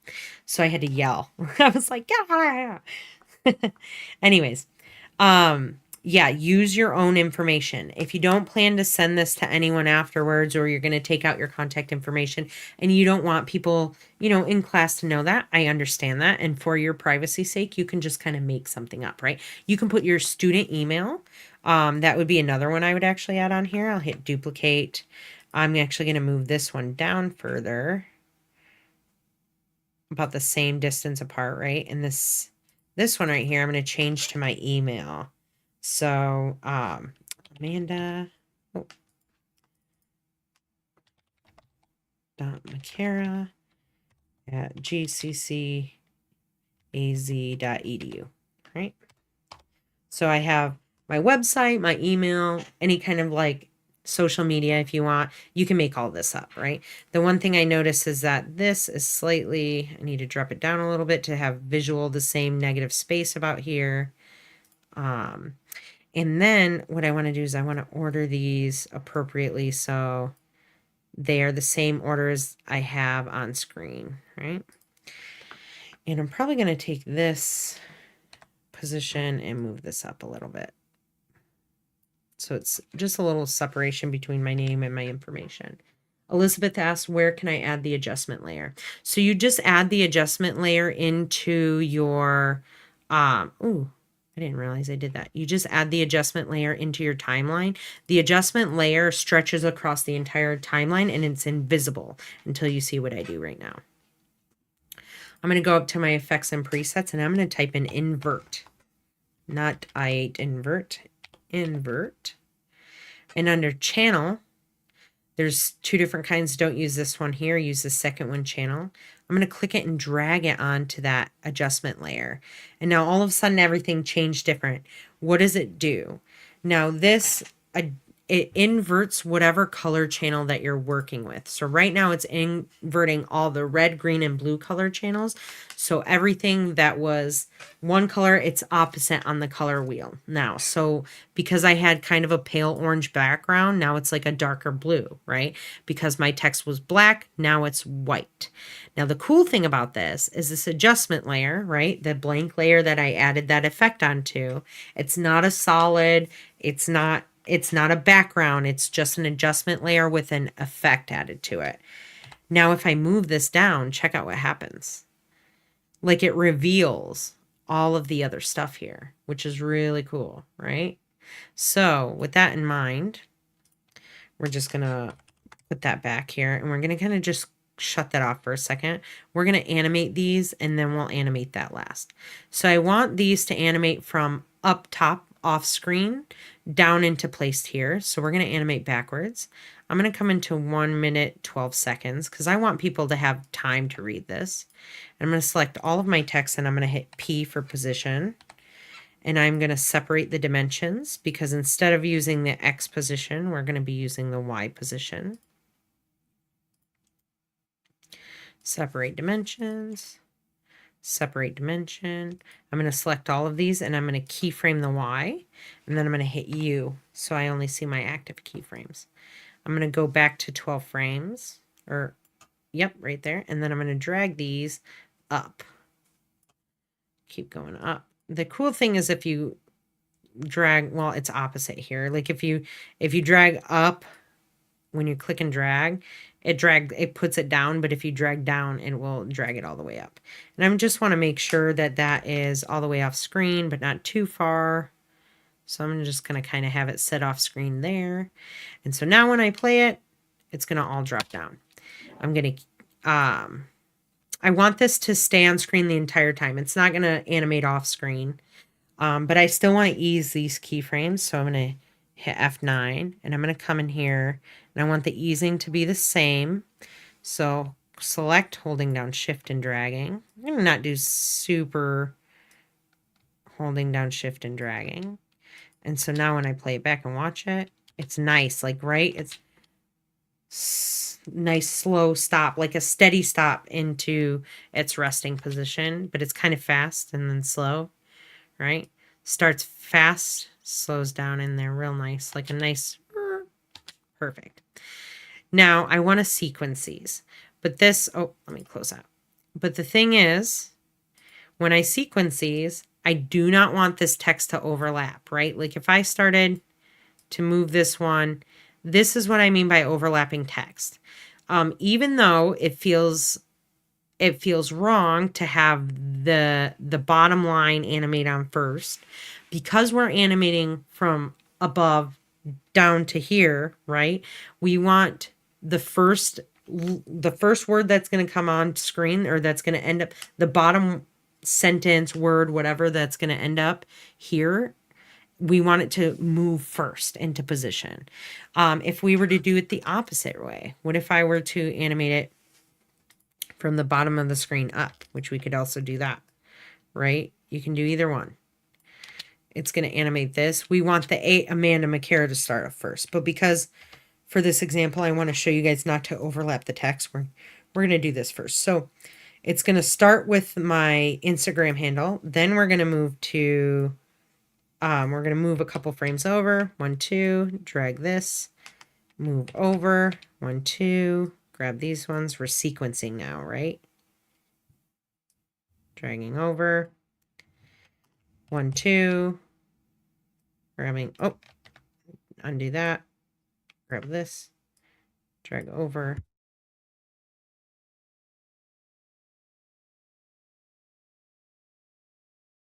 And then when I play it like this, it's going to all kind of stack and in order, right? And if I had it opposite, all of this text would overlap each other and it would look really confusing and weird. And we don't want that to happen. So we want it to go in order of when it should be on screen first, depending on which direction you go from, right? And so while this is happening, probably, let's say right before it finalizes into, this one's going to be done animating, but before the rest of them are completely in place, we're going to animate the position of this layer. And so we're going to do this one opposite. Let's move over to here, and we'll keyframe, and then we're going to move over a full second, and we're going to animate backwards, right? So this one's going to start down. We're going to grab these. We're going to easy ease. We're going to go in here and we're going to adjust the, I don't know why that is happening. What the heck? Let me see. It seems like, I don't know why, for some reason, when, maybe if I do this.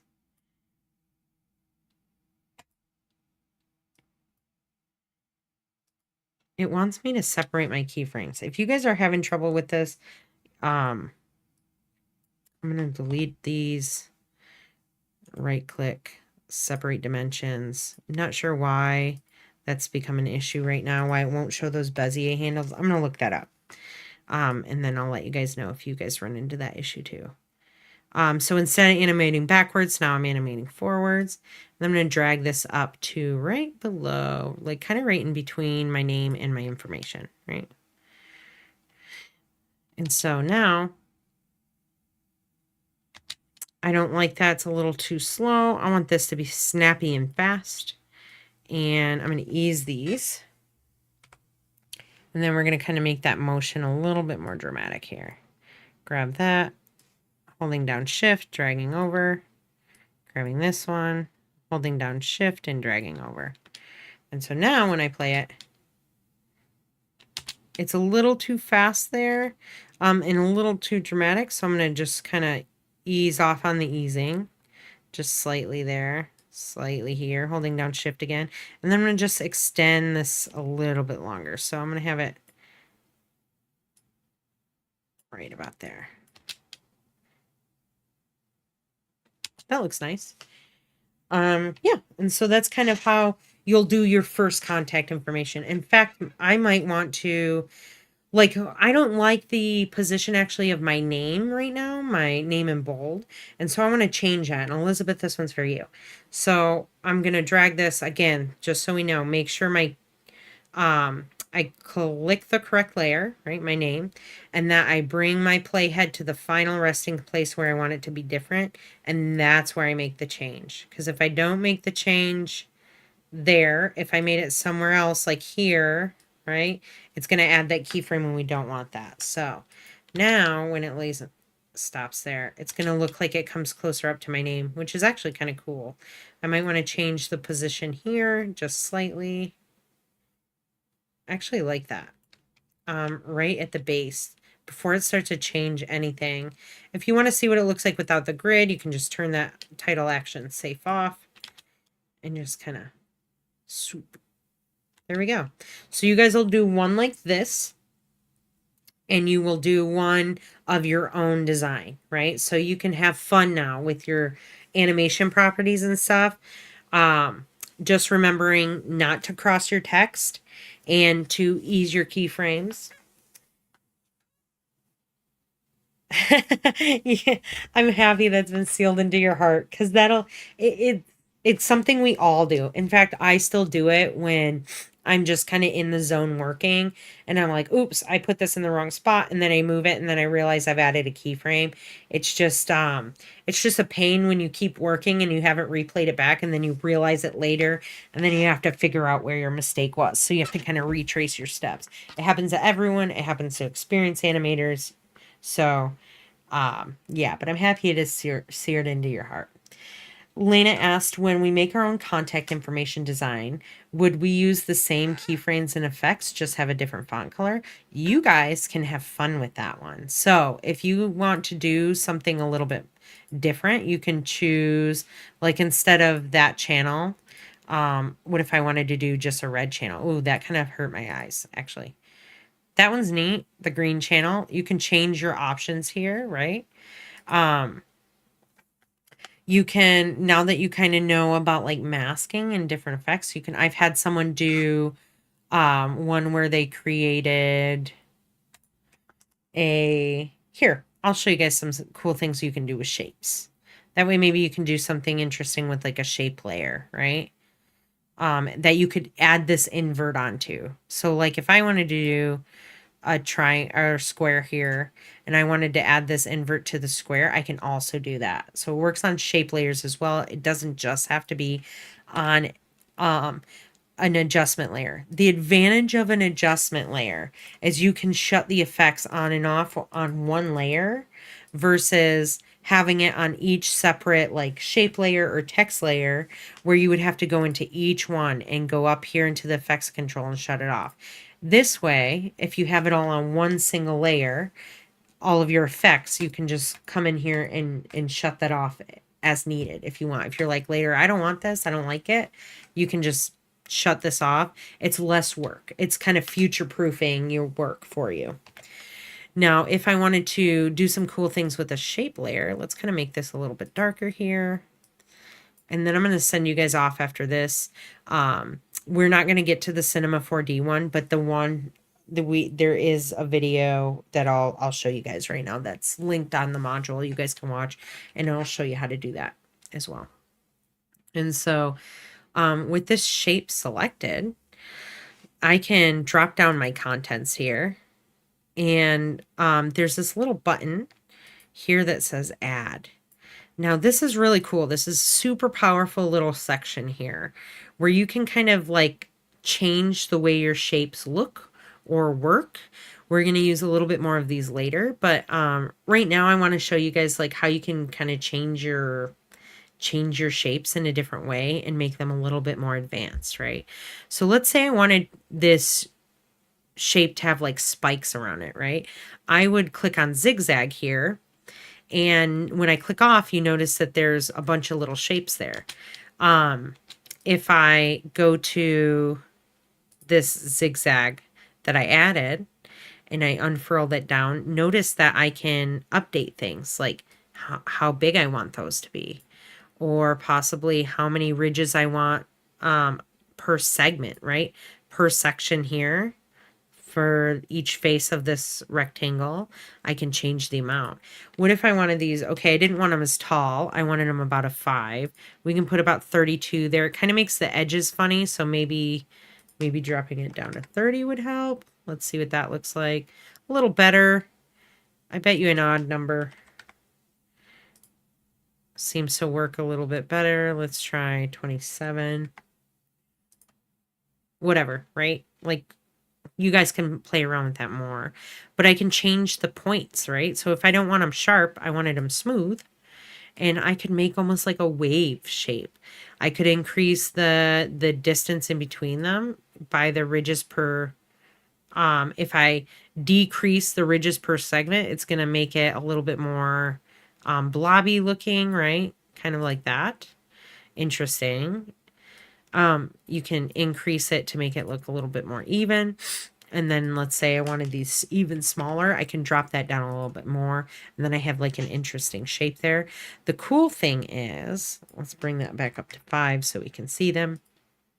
These can be stacked. And so if I wanted to bring in, let's say, these are kind of advanced.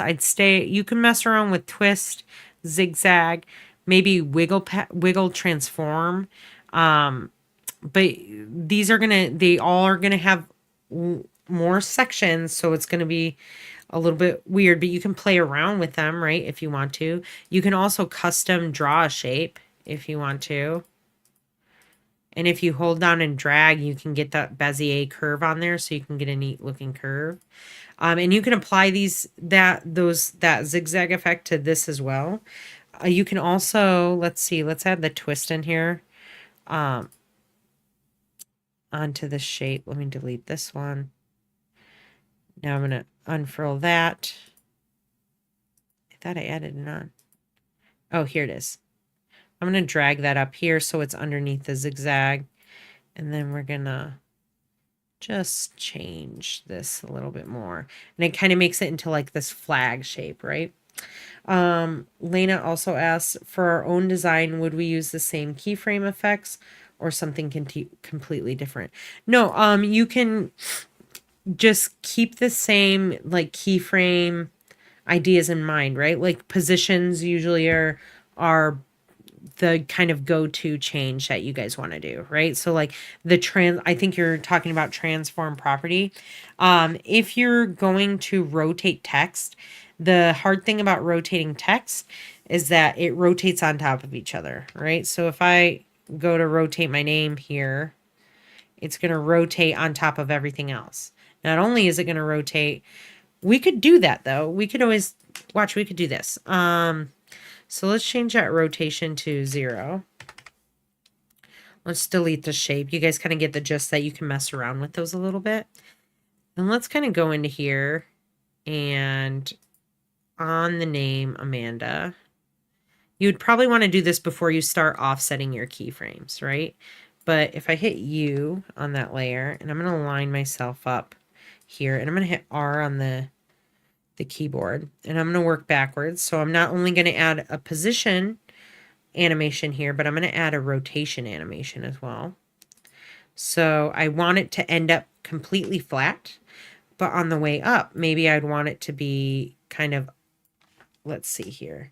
Can't really see it unless you decrease your composition size, but if I start, oh, not that one, but this one. Notice you can see the bounding boxes changing. So let's say I wanted to do -45. And so now when it's on its way down, it also changes rotation. You would obviously want to ease this. So you can hit F9. This is what I'm saying. You guys can have a little bit more fun with your personal contact information. I would go into the graph editor for this, and then I would change. The reason that this one is white and it is not green or red is because rotation does not have, it doesn't have like an X or a Y to it. Not here. Rotation does have different coordinates, like it has the XYZ coordinates inside of Cinema 4D because you're working in a third dimension.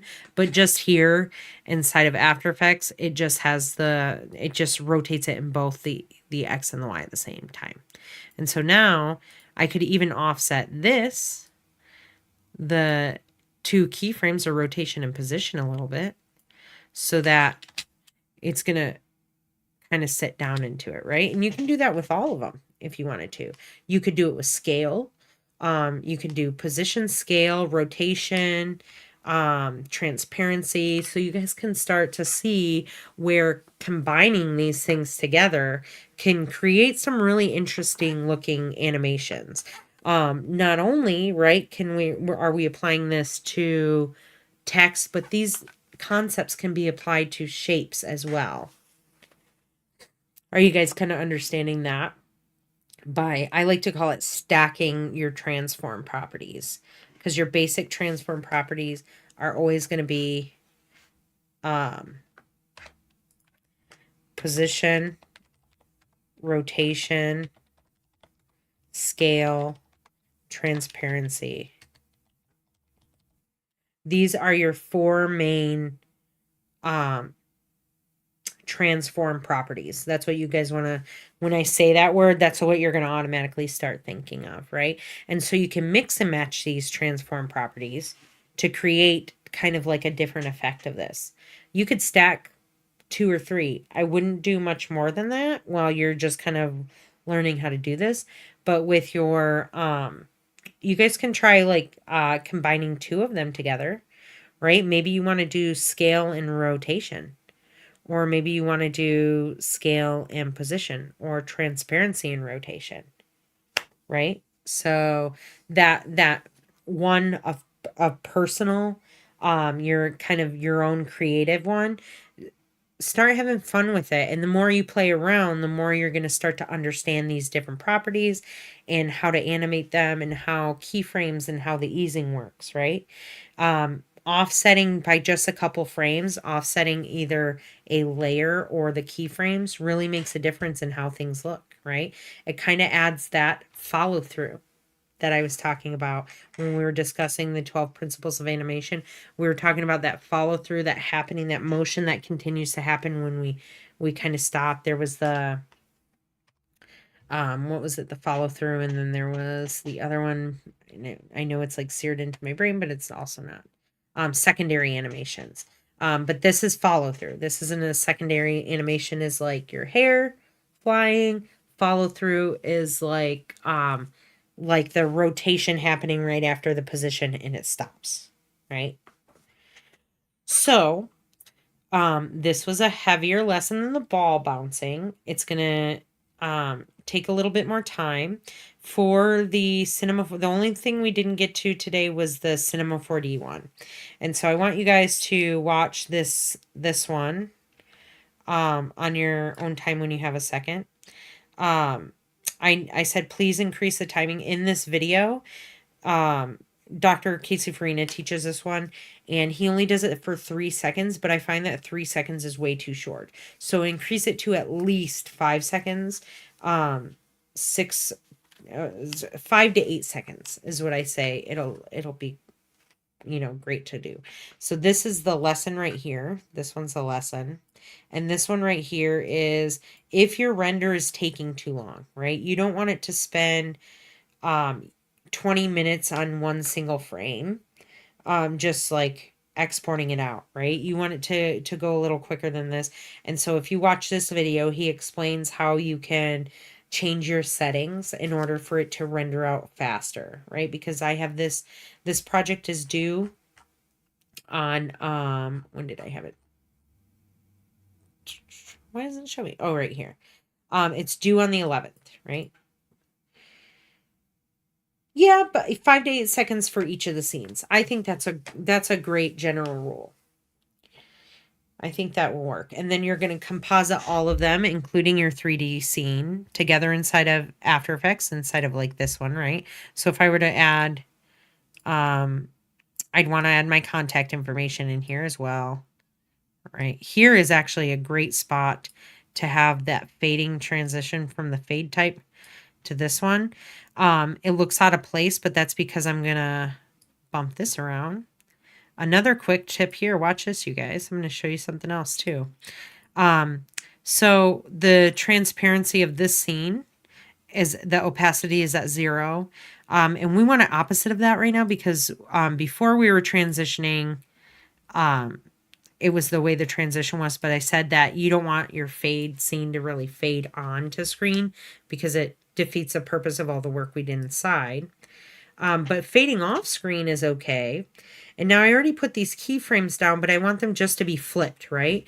And so if you select both of these keyframes and you right click and you go to Keyframe Assistant, down at the bottom here, there's this little option that says Time Reverse Your Keyframes. I'm going to click that and notice that now the values are just swapped, right? So the value, so it's going to fade off screen onto the next scene for me. I'm going to save that. So you're going to have your easing type, you're going to have your fade type, your contact information, your own personal design of your other contact information, and then your 3D type. So this is obviously, if I keep this longer, if I keep all of my scenes to 8 seconds. This is obviously, I'm going to have to increase my main composition so it doesn't cut it off. But if I'm doing like only 5 seconds, 5 seconds for each scene would be long enough to fit into a 30-second video, obviously. So yeah, not a problem, Elizabeth. Yeah, that's why joining at nights are good, but I'm actually going to end the stream here too, for you guys, because I want to respect your time.